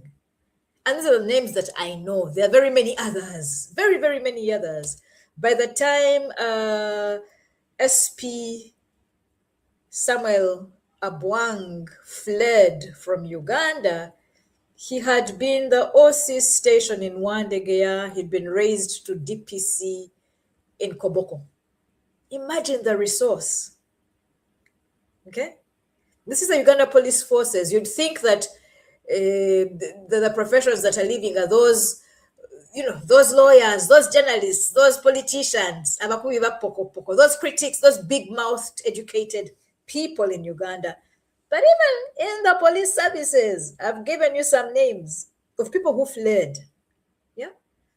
We talked about the lawyers, if it takes a lot to educate a medical doctor, what about, these professions that we really praise? The lawyers, and I mentioned Isaac Semakade, who's my lawyer, Nicholas Upio, who was my lawyer, Aaron Kiza is the latest, But there's so many others. Among the legal profession, we have Lina Zedrigo, who was a magistrate, has a PhD. We have Esther Chisache, who is a judge, PhD. These are not small people, right? And all these, there must be very many other lawyers who have left that I don't know. The lists that I make for me are the people that I know. The legal profession, the experience, the expertise. These are not beginners. By the time a person is prosecuted, it's very good you're sharing the Monitor article. Maybe people should go and revisit what the Monitor said. But I remember participating in 2 Twitter spaces where Justice Chisache was discussing with Counsel Isaac Semakade Kimaze about why she left, why she was forced to flee from Uganda, or how it became impossible for her to stay. And I think that when you were concluding my submissions, you said that for me, I left because I was unemployable. Actually, that was one out of many reasons. I left because of the prison. For me, it was getting imprisoned for opening my mouth. Every time I wrote a poem that was critical of the government, I would go to jail. I was arrested, I was threatened, I was intimidated. And I think that I studied mass communication and literature. And mass communication is the first degree for many journalists in Uganda because we did not have a degree. We didn't have a bachelor's in journalism for a long time. And people who wanted to study journalism studied mass communication. The number of journalists that have left the country. I gave you the example of Ashraf Kasidie. For him, he actually left with a bullet wound in his head. How does one work when journalism has become a killing battlefront? What happens to journalists? It doesn't matter how much has been invested in them. If there's a potential to be shot at while doing one's job, we've seen journalists that are beaten. We've seen journalists that are maimed, journalists whose bodies they're lame. People who are lame, who are wounded. They don't just wound or break your camera and confiscate your pen and your notebook. They also break your voice box. And I think for me, therefore, that in terms of the cost it takes, Uganda is losing resources and will continue to lose resources until the bigger political governance questions and the economic questions are asked and answered internally. These answers about why people are leaving the country must have an internal systemic response. Otherwise, we shall go to other systems where, one, we are appreciated and the pay is good and our lives are not at risk and we have dignity. Thank you for sharing his picture. I noticed the long scar, you know, the sutures. Dr. Miller was talking about suturing, you know, living with a sutured, what do you call that? The skull is the brain, the one that, the bone that covers the brain. The scalp. The scalp, yes, scalp. As a woman who does my hair in the salon every now and again, I should know the word scalp. But imagine living with a sutured scalp. And he was not reduced to having that scar because he was a thief or he'd committed treason or he'd done any crime. He was just a journalist doing his work. What does it mean? Is the cost of educating us, because so much was invested by our parents and by the government, similar to Dr. Mirembe. I studied on government scholarship for my first degree at Makerere University. I just carried my suitcase and my mattress and went to Makerere. I didn't do any paying. Well, of course, my parents had to give me a little food. But I was in the last year at Makerere when we were still getting money. I got some 100,000, I think, I don't know, 200,000 to buy a typewriter as a journalist. And I got this money that boom that people were talking about. People who are doing the mass communication degree, I got money, yeah, from the government of Uganda. Even when I was not paying tuition fees, I stayed in my hall of residence for free at CCE. I stayed in Complex Hall.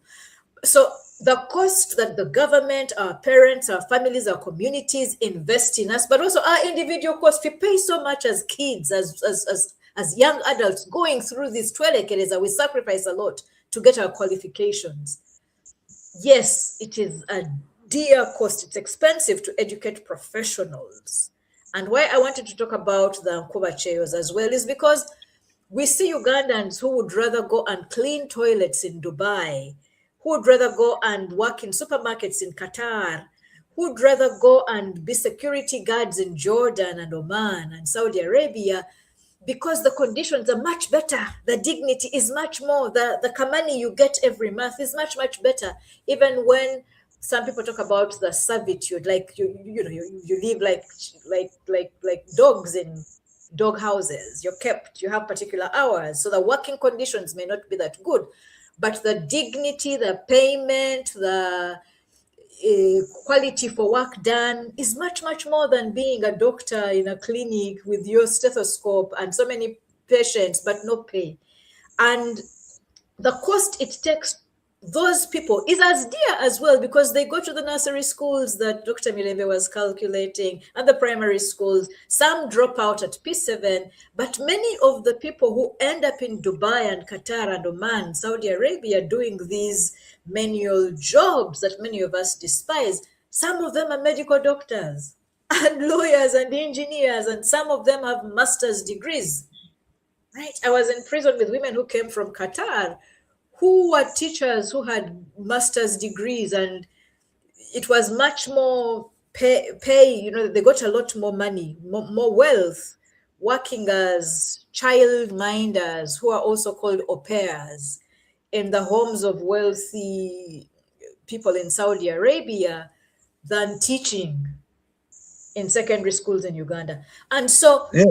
But just actually, let me just add an example there. Okay. In 2021, after the elections, I was on the run, being called, persecuted, threatened to be added on Machete's file. So I actually know about that. And a colleague who I know was a most senior doctor. I had left and gone to Sweden. She told me, Mirembe, with all that is going on, you come here. And of course, I told her, how am I going to even start?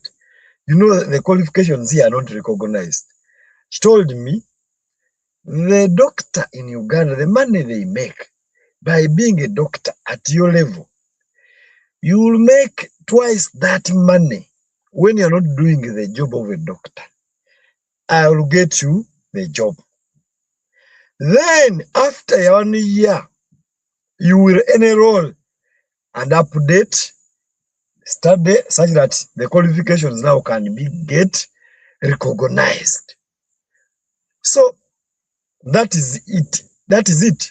What you're saying is a practical reality.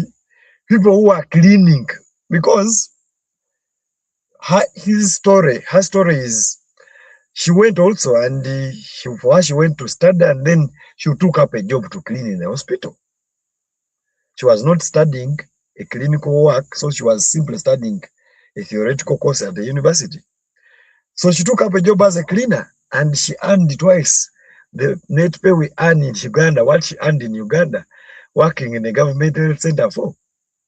So that is the reality ku ground. Thank you. Kindly continue. Yeah, I mean, thank you for supplementing this. These are real life examples which sort of put flesh to the more abstract things we may be talking about. But when you were speaking, Dr. Mirembe, you reminded me of my father, who was a medical doctor, went to Makerere, slept in Mitchell Hall. No, he was in Livingstone. Slept in Livingstone Hall, went to Galloway, then he worked in Ginger Hospital, then he went to Michigan for his MPH, his Master of Public Health. And he came back and he worked in so many hospitals in Barara. He worked in Kacheka. He worked in Entebbe at grade B. He worked in Masaka. And then he became, he got his clinic. Many people who grew up in Masaka in the, I think we came back in the 90s. No, my father, he had a clinic called called Viasima Clinic on Hobart Street in Masaka, and he treated so many people. But when he was on Hobart Street in Masaka, there was no money for him as a private clinician, right? And there was so much HIV and AIDS. He was treating the bodies of relatives and friends and neighbors in the neighborhood, and they would come and get kubanja. They had these exercise books where he'd write prescribed treatment, and they never paid. And they never paid. So my father got an opportunity to go to Saudi. And he went to Tathlith General Hospital, where he began earning 5 times. I was in secondary school, so I was in S2. This is like the 1990s. At that time, a medical doctor who had his private clinic in Uganda, when he left, the first month he was like so overjoyed. He was getting 5 times as much as a medical doctor, but he was working in the desert. It was very, very dry. And he'd say things like, Wanange dungu. Like he'd compare the life of living in a very hot desert and getting a lot of money versus living with very good weather at home, but getting no money, right? And exactly. The conditions were very difficult because they said, although he was with other medical doctors, many times because of his color, there were racial, like he was the bottom of the bottom, even when he was the most qualified, but still was getting so much money. But why I wanted to say to talk about who we are and what is invested in us is to then go to the frame of Ashraf Kasirye and very many other professionals who are not those elite that Dr. Kizza Besigye criticizes, but they are elite who are engaged. They are professionals, educated Ugandans who are engaged in the politics of the day. Yes, Ugandans who are, a medical doctor like, what's his name? Eburu. He's my friend. Yes. The former UMA president. He, people like that who are vocal. I am a medical doctor, I'm a professional, but I'm also critical of the government. Doctors like Yumi Dembe, doctors like the current president Azimu. Very much professional. You have your degrees. We respect you. You treat your patients. We see your record of how many babies you've produced, how many brains you have treated, etc., etc. But you're also engaged in governance questions or in the opposition. There is a cost. Like he paid with his head These doctors' lives are at risk. And my question coming from Ashraf Kasirye, in fact, in honor of the lessons we should learn from Ashraf Kasirye and others like him, is if the government and our families invested so much money in us, so many resources, so much time, and we've become skillful, is that worth losing our lives for? We are very lucky as Ugandans that we didn't lose the life of Ashraf Kasirye. How many others have died? And I think when we play around with the question of brain drain, many Ugandans are fleeing when the conditions at home become impossible. They are dangerous. And why is it a danger for professionals to participate in the political questions of our country, in the liberation struggle, in the fight for freedom, but also in just challenging oppression? Why is it dangerous? When it becomes dangerous, I think the question that is important that we must ask is it worth it? Esente zebateekamu zonna, you have to translate this because I can only express this in Luganda. Esente zebateekamu zonna zonna ne bansomesa. Esente ezo za muwendo nnyo nti nfiire obulamu bwange kubanga mwampeerera nsigale mu Uganda mbafiiririre kubanga mwasomesa nnyo oba nziruke ŋŋende. I don't know how to express that in English. You translate for me, Henry, translate for me. But that's the essence of the debate for me, the time of living. I thought, so Uganda has invested so much in me. But if I get arrested again and I go back to Luzira, I'm going to die. Is it worth it? Opportunity cost? I don't know what the English term is, but yeah. Go ahead. And that's where we are going next. That's where we are going next in interrogating political. But do you want to translate what I just said very briefly?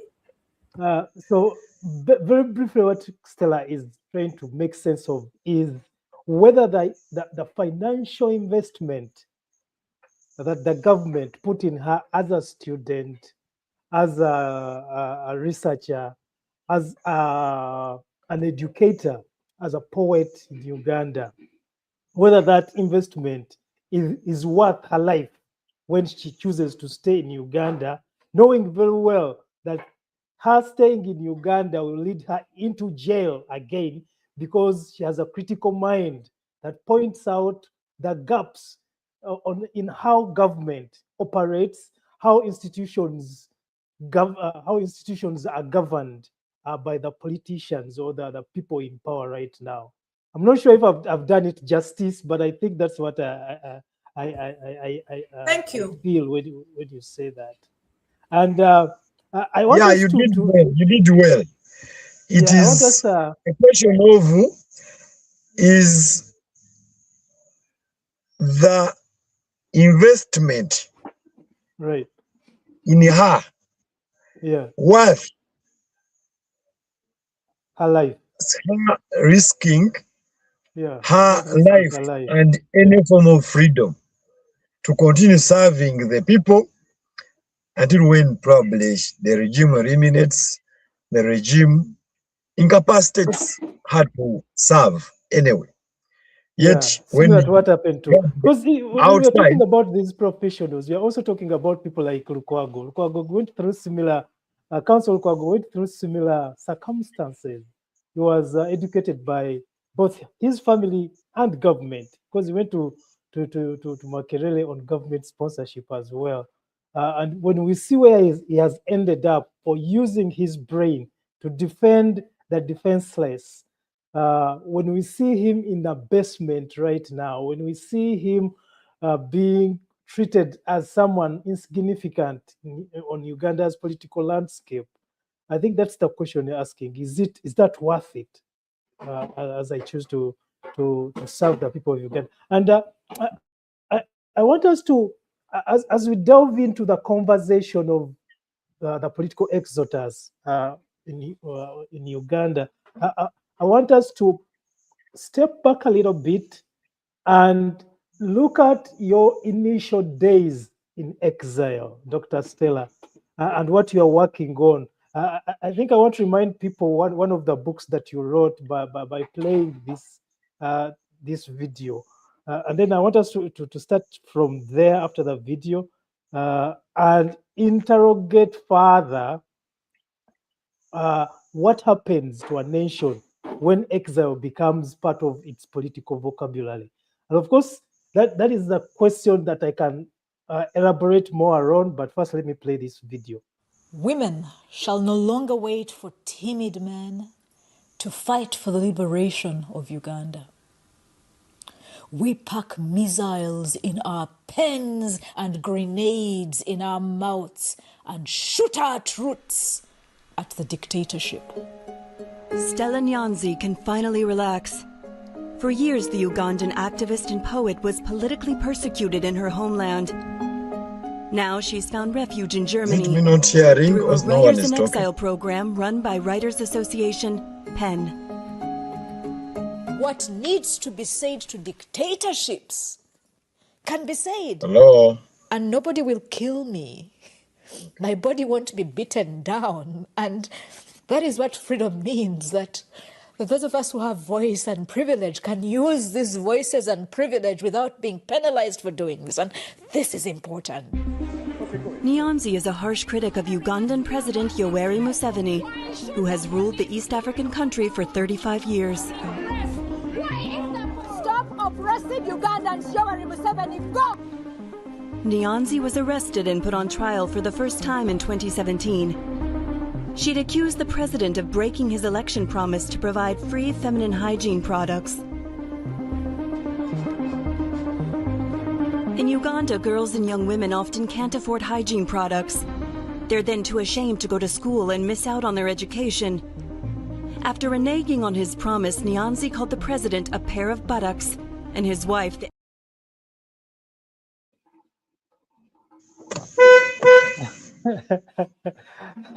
Dr. Nyanzi, I was looking at you when you saw that video, and I saw the emotion on your face watching that. Take us back to those days. What drove you to get where you are, and what that book means both to you, but also to Uganda's political activists, advocates of the rule of law, advocates of the human rights. Of course, you talked about Opio, one of your lawyers there. We saw him in the video there addressing the court and advising you. Try to take us back to that point before you became a brain drain or someone who becomes a refugee, not because you want to leave the country, but because it's no longer safe to stay in that space. Right. So Henry, I'll just quickly say that, I was also educated for my master's degree. The British Medical Research Council paid my fellowship to go to London, to University College London, and study medical anthropology. For my PhD, I got a scholarship from Ford Foundation, to study for 5 years, again in London, at the London School of Hygiene and Tropical Medicine. So for me, I'm deeply invested in my education. Is perhaps some of the best education. And there was a lot of investment. The word that Dr. Mirembe used, investment, was what I was looking for. And my English failed me because of fatigue of travel. But so when I went to London the first time, I felt so privileged, and I thought I have to go back to Uganda. The sort of education and training I'd received, I want to go back to Uganda and serve. And the Uganda Medical Research, the Uganda Virus Research Institute, struck the British Medical Research Council, who had educated me, required me anyway to come back and do research in Uganda. So I came back and I was bonded for 2 years to pay for my tuition. So I worked for them. I wasn't allowed to be employed elsewhere. And then I could have fled and gone back, but I thought, no. Let me stay and work in Uganda because I love my country. And I was based at their field station in Masaka, but I really enjoyed being in Uganda. I was not political at the time. To study for my PhD, again, I looked for a scholarship, and my employers, the Medical Research Council, could have have funded me, but they were going to do it after 3 years. But I got the Ford Foundation to fund me. At the time, I was based in Gambia. The Medical Research Council bases in Gambia, which is far away from Uganda. But when the American opportunity came, I took it, went and studied in the UK. And as soon as I had finished, I reached out to many universities in Uganda, to people who were doing the sort of work I had specialized in. And I said, I want to come back to Uganda. And Professor Sylvia Tamale, who was at the School of Law at Makerere University, said, Stella, come back.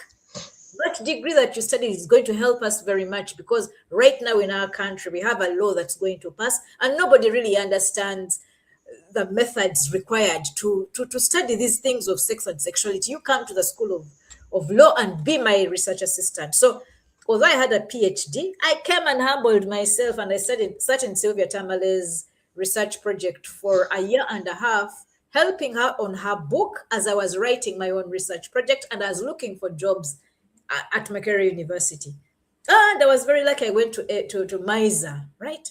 So for me, I had studied in the UK. I'd been through all those systems. I'd gone to some, summer courses in the US, in the Netherlands, and I tested what it was like to live outside Uganda. But I came back because I love my country. I wanted to work in my country, I wanted to serve my country. I was prepared to stay in Uganda, work at Makerere. Because of my knowledge around sexual and reproductive health and politics and resistance, I challenged Janet Museveni when everybody else was scared of her. I was doing my work as a professional. Who knows what menstrual activism is? I didn't step outside of my profession. I was being an anthropologist who knows about sexual and reproductive health and menstrual health, engaging with menstrual activism, and it took me to jail. Yeah. So that book that I was reading from, I wrote in prison when I was imprisoned. Why was I imprisoned? Because of one poem, Henry. When you showed, thank you for showing the small skit out of the Deutsche Welle interview that I did when I just arrived in Germany. But when I was watching myself, I thought, wow, that video was recorded in the first month of my flight and arrival in Germany. Okay, but the book I was reading from is a book of poems I wrote when I was in Luzira Women Prison. Why was I imprisoned? Because of a poem. Remember, I told you my first degree was in mass communication and literature. I studied poetry. So when I write poems, nabisoma.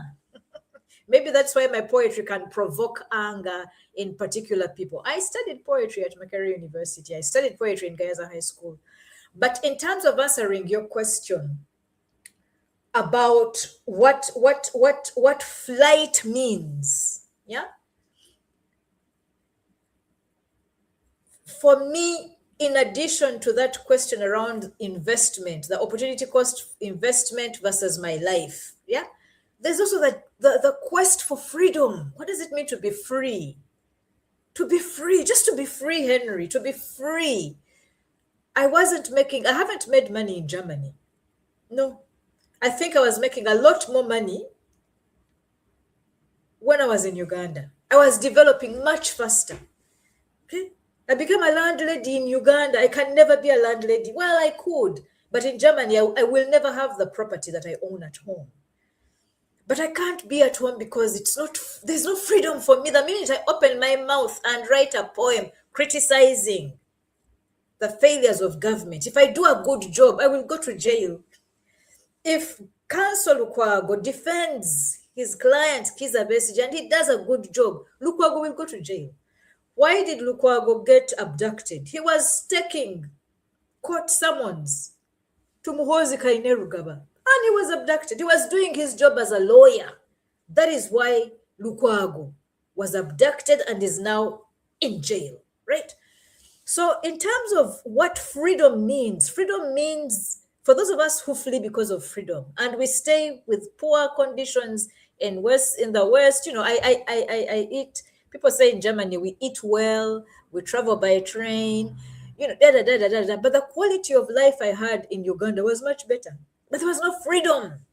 And I think for me, that the search for freedom is what drove me out of Uganda. The lack of freedom to move, for example, is what drove me out of Uganda. I don't know if you know Henry, but I was slapped with a travel ban. I was going to an academic conference in Amsterdam. I arrived at Entebbe airport with my well-paid ticket. I had a return ticket. I had accommodation in Amsterdam, and I was stopped at the immigration point as after checking in. Yes, is it called I immigration point? remember. Security, yes. Yes, I But remember. why was I remember. stopped? Yes. Because the government didn't want me to move. How is it that my constitutional right to freely travel in the country, in and out of the country, was being curtailed? What sort of country is that? And for academics like myself, for all professionals, travel abroad is part of, I think that Dr. Minelli was talking about continuing education. After we graduate, we need to, yes, conferences, attending conferences, educating ourselves. Travel is a key element. But imagine when you're coming in and you're a dissident, they arrest you at the airport. When you're trying to attend a conference to improve your own health, they also arrest you. So for me, the lack of freedom to speak, freedom to protest, I don't know how many times you showed some pictures in the Deutsche Welle skit where I was arrested 1,000,000 times because of protesting, right?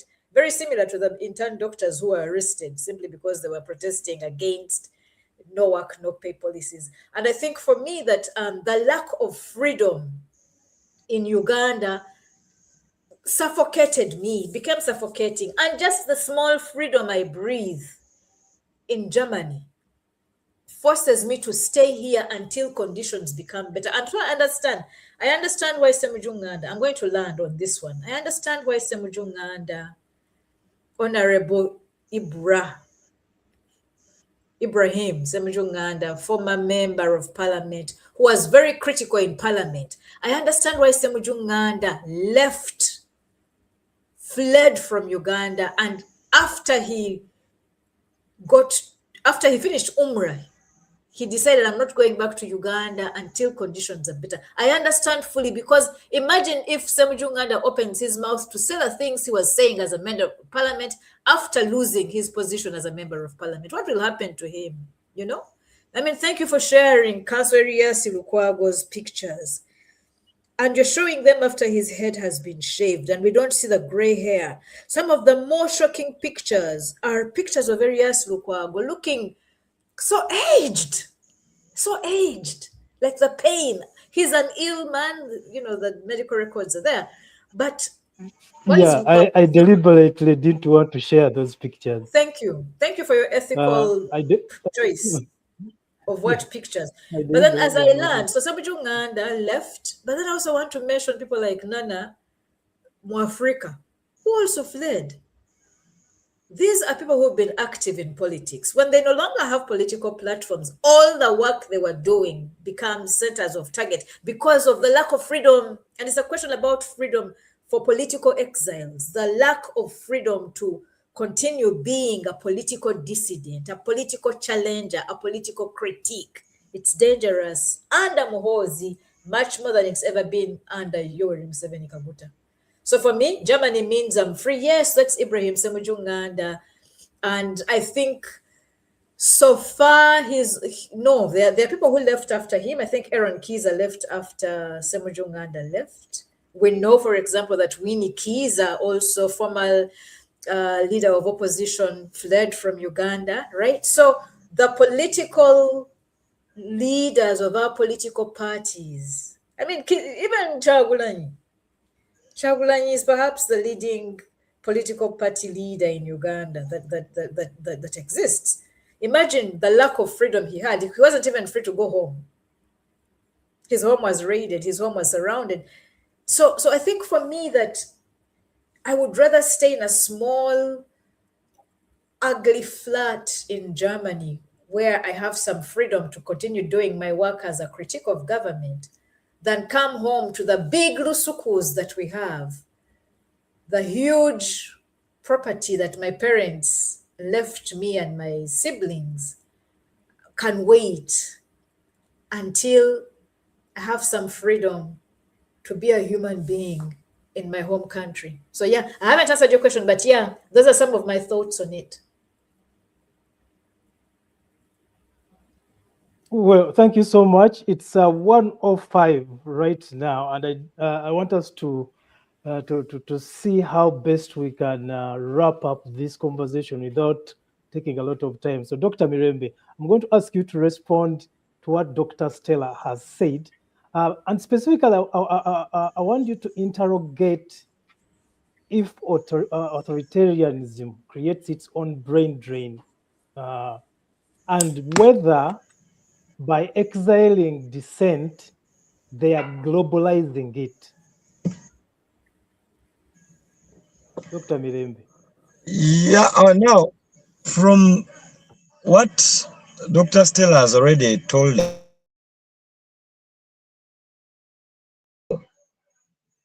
in the current Ugandan context, putting leadership as a pole and the needs of the people, then the human resource that would practically serve the people. There is a circle, an interlocking circle somewhere, but it's being broken by one of the poles, which is leadership. The question you should ask, does or do the current leadership mind whether people get the services from these trained, experienced individuals or not? Do they mind that actually the actions could lead to exile or migration of the most skilled surgeons, the dedicated doctors, nurses, journalists, lawyers, community mobilizers, workers? Do they mind that actually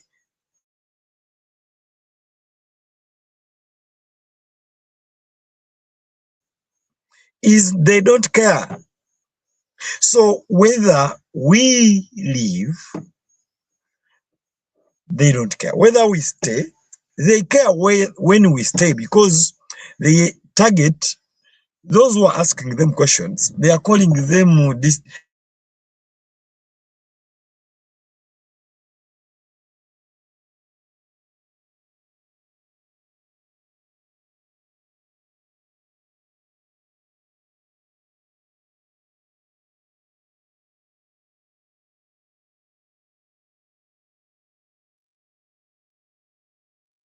I think we have lost you, Dr. Mirembe. Don't hear you. I'm not sure if you do hear us. Please let us know when you're able to speak. At the moment, we are unable to hear what you're saying. Dr. Stella, as we continue to wrap up this conversation, I wonder what your thoughts are. Do you think a brain drain can become a brain saturation? And by that I mean, could you, for example, teach students virtually in Uganda? Could an engineer from London mentor students in Gulu? Could I, for instance, supervise a Ugandan researcher in Mukono Christian University? How can we leverage the Ugandan elites or brains abroad to continue building local talents in Uganda? I mean, your question has, okay, Dr. Mirembe is back, I think. Henry, would you want to give me some instruction? Do I wait for Dr. Mirembe to finish? Dr. Mirembe, can you wrap up your thoughts so that Dr. Stella can come in? Or do you want to listen to her? I don't know why my network kept breaking. Yeah, it keeps on breaking. I can listen to her, then I can conclude later. We can. Okay.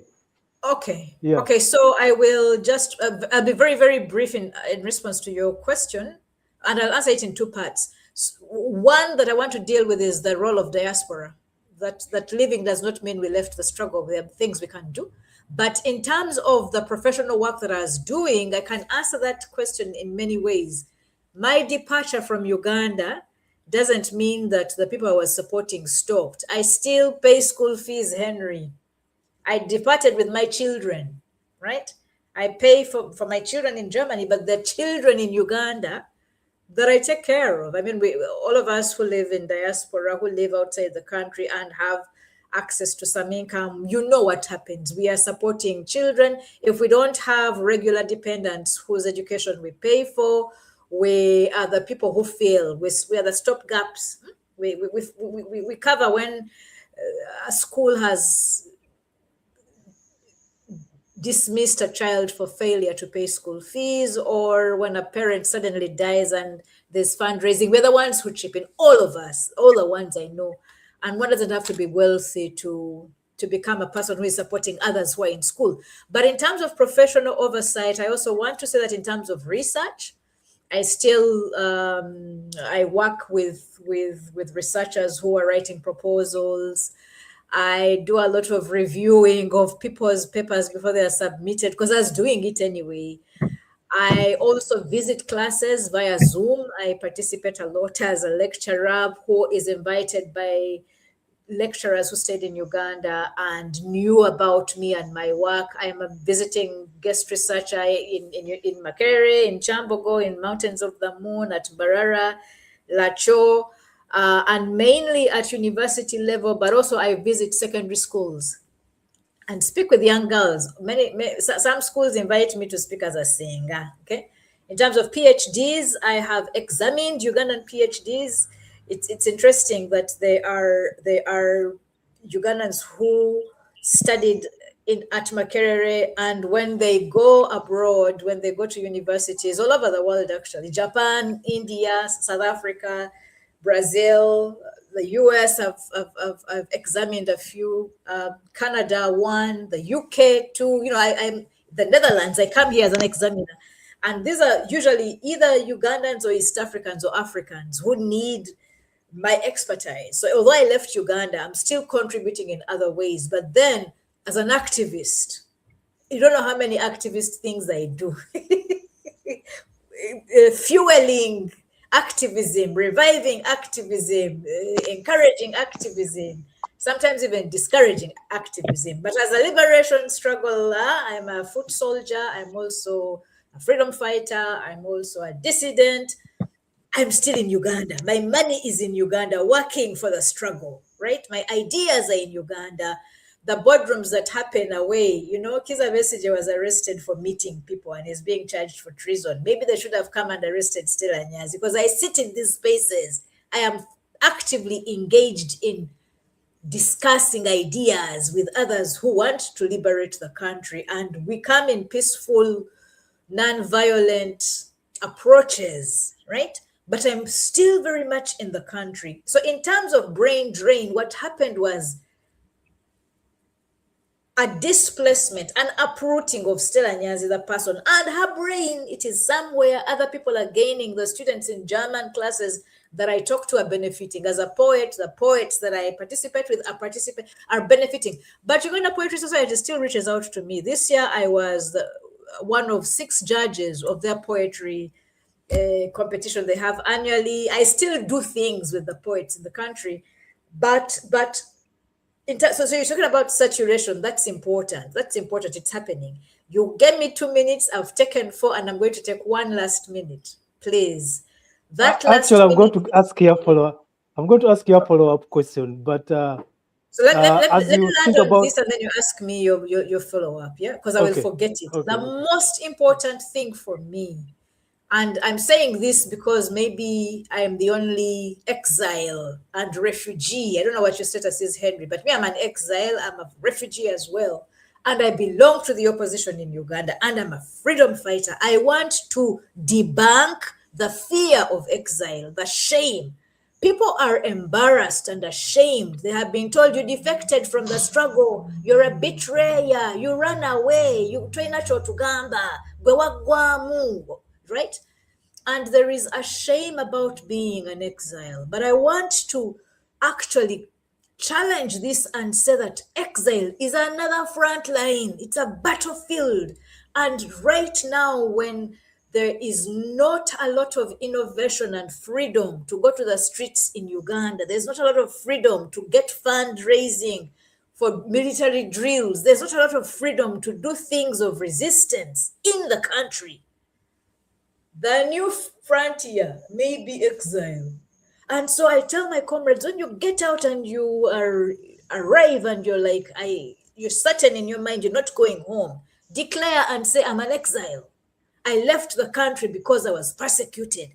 Uganda is persecuting dissidents and critics of the government.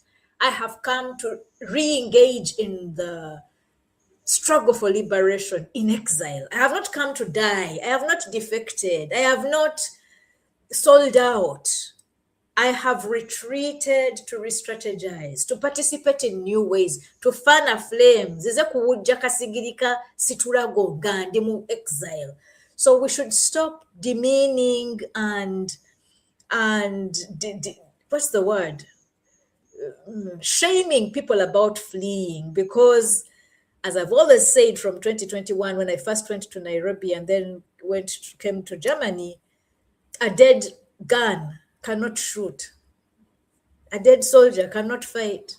A dead poet cannot write. A dead doctor cannot do anything. So if they don't kill you, they will imprison you. An imprisoned gun cannot shoot. An imprisoned doctor will not do. The ones who are rotting away in Luzira for the weekend, they can't do anything. But if you leave the country and not die and you're not in jail, you can re-strategize and work with others. So exile must be looked at as a new frontier, another frontier, and maybe a more free frontier to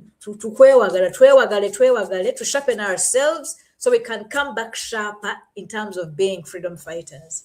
But you wanted to follow up, or maybe you want to give the of course. I want to follow up before I go. I think what you just described there in that small in the last minute is what Thomas Hobbes would call the preservation of life, right? Because as you said, you really a dead person cannot shoot a gun, and that's not literally, but it's a metaphor. It's a metaphor. Metaphorical. Metaphorically. So it's really important for people in the diaspora to continue being engaged in the growth and development of their country using all possible means, including educating. I wonder, though, on the part of the government, do you think Uganda can genuinely ask its diaspora for investment while treating politically critical Ugandans abroad as enemies? And I ask this question deliberately because I want us to unpack the notion of send us your money, but leave your political opinions at the airport. So as you answer that question, what are your thoughts on that dynamic? My money comes with my ideology, right? My money comes with my conditions. Like the donors, when the UK gives us money, it comes with conditionalities. When the US gives us money, it comes with conditionalities. When the SAPs, remember the structure adjustment programs, that dispensation of all the failures, when we had all these things, they gave us money on condition that we did A, B, C, D, E, F, G. So I learned from them. And because I continue paying taxes in Uganda, when I send remittances, when I import stuff into Uganda, I make sure that my money comes with my ideology. And so that's why I said for me, freedom is important. If I'm going to participate by sending look at the sovereignty bill. They set out an act. We're opening Pandora's box, yet we're supposed to be closing. But I think for me that the attitude of the government is what dictatorships do. That they want to take all our wealth, they want to plunder, they want to take from us our resources, but they don't want us to come with our ideology and our thoughts and our criticism, because they dominate. It's all top down. Yeah. But I think that for me, free society is a society that I want to contribute my money, my resources, my time, my income, my tax to, and also inform. That is why I cherish the LC1 chairman who is rebuilding society from the floor to the top. I cherish the systems where civil society organizations are allowed to operate, public media operates freely, where we have plurality of voices. My voice is going to be one of the critical voices. So if my money is coming to Uganda, my ideas too. That is where I left.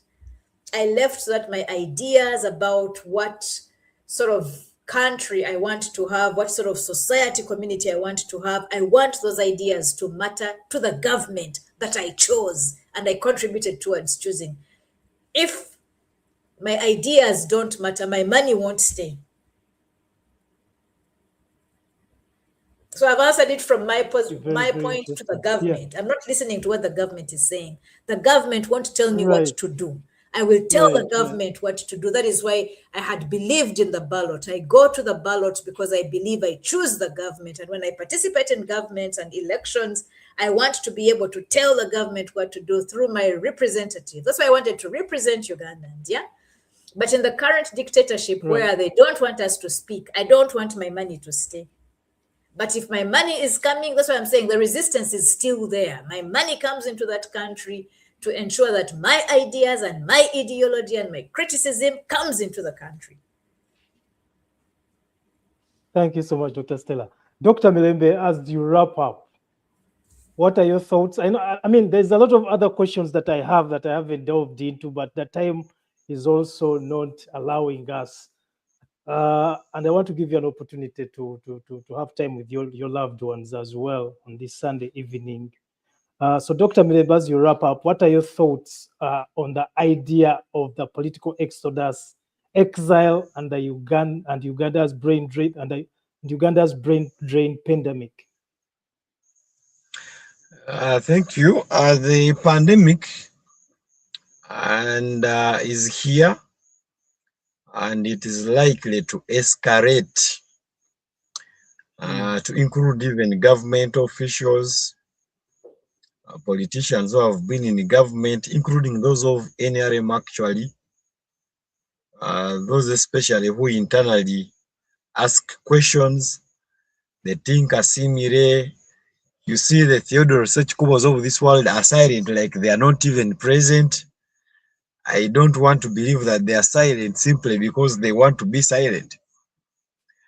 But the question is, as these comrades leave the country to another country for safety purposes, and if the safety purpose is achieved, maybe to start some survival projects in terms of employment, among other things. What are they all doing as they're in the exile? Are they galvanizing, synergizing forces, building again to counter with a stronger, superior, more precise force to put down the regime such that people power can prevail again? Or we are simply scattered across the globe in this hurry? You know, when an army is in this hurry, it cannot fight. But when you retreat to plan again, that is tactical, that is very commendable. And for first of all, saving people's life, I agree with people to go to exile.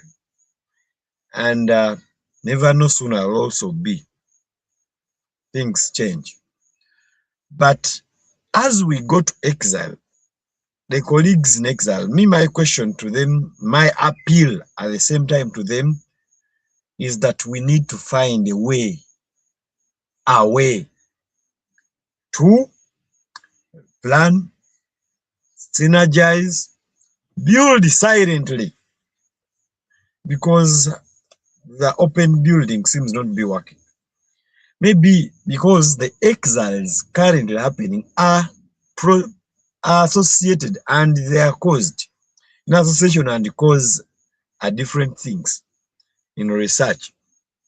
But I want to believe that both the cause, the association is their dissent, their refusal to accept this government to simply oppress us, mismanage the country without being told, without being guided, without being asked any question. So wherever we are going, whether in an African country, whether in a European, America, name the continent, we should be able to have a daily organized planning, because we are not going to be in exile forever. We must be able to come back alive. We must be able to come back alive. And that come back alive is not going to happen just naturally. It must be planned. It must be strategized. It needs resources. It needs partnership.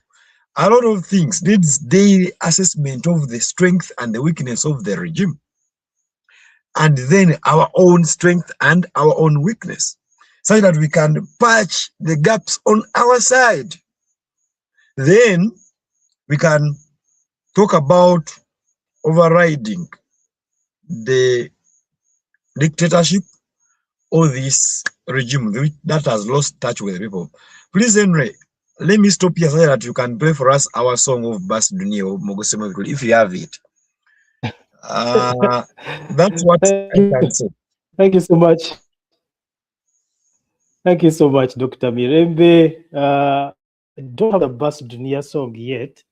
If someone has a download, you can send it to my WhatsApp and then I'll play it. I don't have it for now. But Dr. Stella, wrap up in 3 minutes. I mean, I agree with what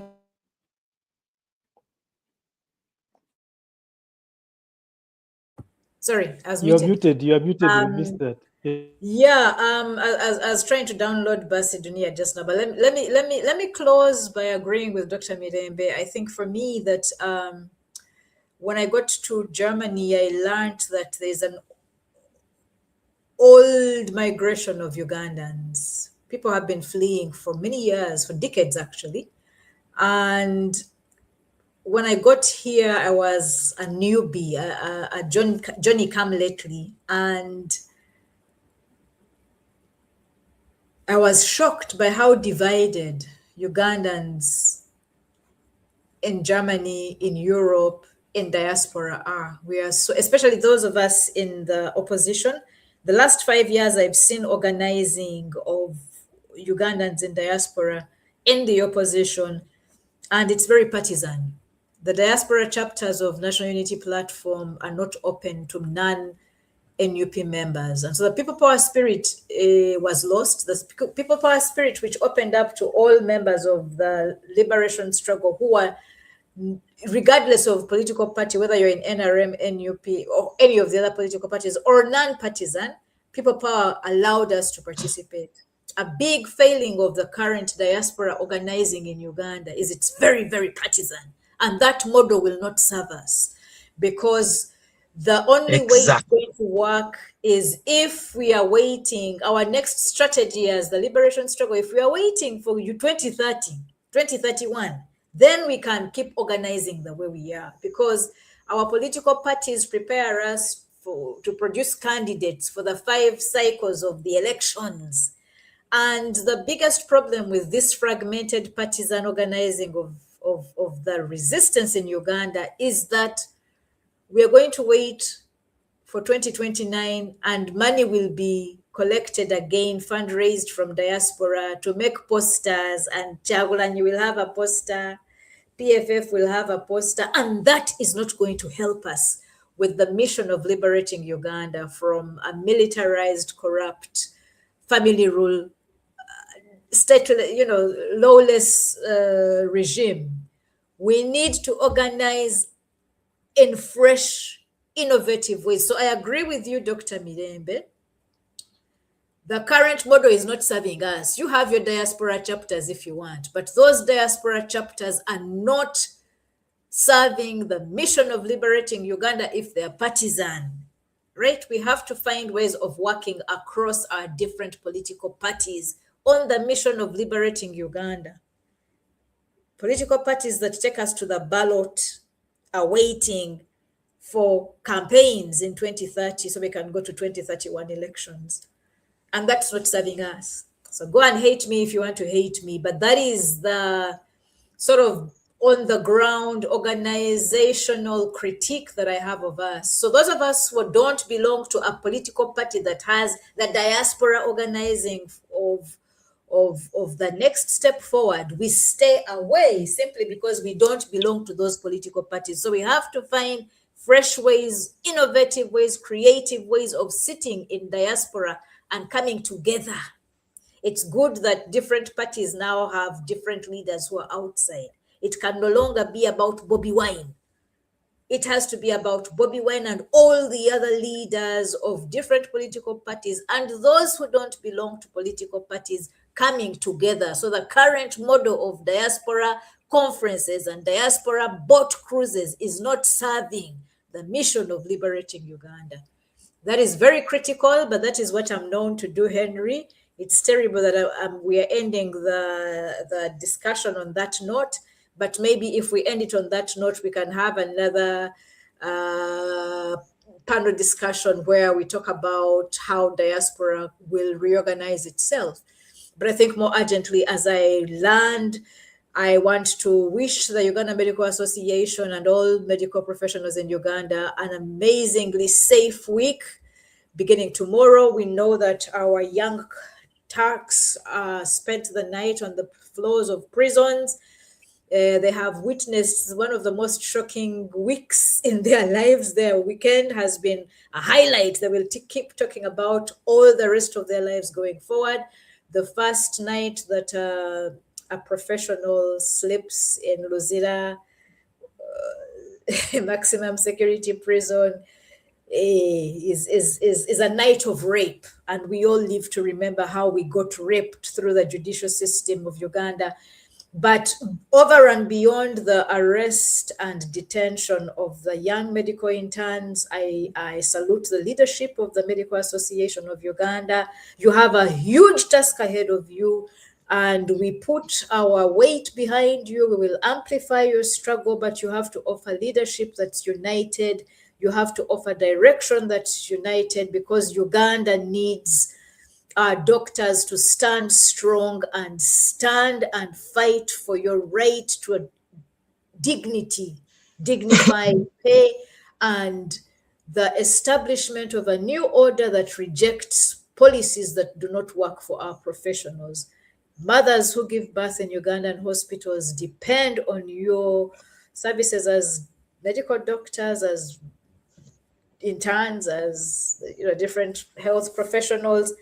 So we shall, I send my courage and total belief and respect in your struggle this week and the next week, because they promised us that if nothing shifts, we are going to have a putting down of the courts and picketing and a refusal to go to work that will combine the senior cadre with the junior cadre of medical health professionals. We see your struggle, and all I can say is a luta continua. Basi dunia ojirabye. Yes. Basi dunia bade sinajiraba. Basi, did you send it? No, I was talking. I can't multitask. Did Dr. Mirembe send it? I have not either. No, I didn't. I don't Dr. have. Mirembe is still in his car. But yeah, if you can send it, please do send it, and maybe I can wrap up with that. Because sorry, who sang it? Who sang it? It's just a big Hamani Basude. Hamani Basude. Herman Basude. It's a very long I'll send song. it to you. I'll send it to you now. 14 minutes. Okay, thank you so much. It's about 14 minutes. Well, this has been a very insightful conversation. It's been a very insightful conversation. I want to connect it to our previous conversations about rebuilding Uganda one village at a time, because perhaps returning does not always have to mean returning to Kampala. What if the diaspora, or what if the diaspora professionals adopted communities? What if Dr. Mugeni partners with the Healthcare Center 3 of Bamutakude? Or, as Dr. Stella said, continues to mentor and connect, continues to be a visiting professor in all universities in Kampala. What if lawyers, I've seen Council Semakade continues to mentor lawyers in Uganda, despite being in exile. Perhaps Uganda could build a village to diaspora partnership model where communities identify problems and Ugandans abroad contribute expertise rather than merely donations. Perhaps that's where we should be aiming at going next, because maybe the idea is not to be comfortable with the brain drain, but rather to reject the notion of brain drain, and instead think in terms of brain gain by offering some of these ideas even when we are out of the country. I love the idea of political leaders who have come to the diaspora to convene together, not just to have fun at a boat cruise, but to strategize and plan, think about how we can empower Ugandans back home to build and develop our country from the grassroots, from the village to parliament in Uganda. I think these are important conversations. I think the honors to fulfill these very important ideas that we are thinking about on a daily basis. And I hope we have the courage to continue having these conversations, because they are not just mere conversations, but they are mechanisms of fundamental change, like my friend once said in 1986. So it is important for us to continue having these conversations because they matter. They matter, and no one else has the responsibility to engage in these kinds of conversations. Dr. Stella, I'm waiting for the download. I haven't seen it yet. Okay, yeah, it's very heavy. It's 14. I think it's 14 minutes. It must be really hard. But yeah, Dr. Miriam, I'm gonna send you to YouTube to listen to that. Basi Dunia by Herbert Basude. Just by play the Herbert first Basude. part. I just want the chorus. Just play the chorus. Also, I don't have the rights to play it wholly because I didn't edit it. The Namtamba song was edited by adding all those pictures. I didn't play the original, so I still don't know if it's going to be struck by YouTube, and I wasn't able to download Bas Dunia earlier, so I'm not able to do any sort of tweaks to ensure that I can share it here. But it's always a pleasure to have these conversations. Perhaps we can continue on this next Sunday and see how we can broadly expand it and maybe bring in some other people to engage in this conversation. Always a pleasure to engage with you. I love you guys. God bless you. Mikwano jange mwenna abafiiddwa kitalo nnyo Judith Nasuna naye I've learned that she lost her dad here in Toronto. Kitalo nnyo my friends abafiiriddwa Oba Majwega Matt, kitalo nnyo. God bless you guys. Talk to you next Sunday. This is the state of the nation. Rifa Mwanga. We are deliberate, we are reasonable, we are uncensored. The State of the Nation with Henry Salu.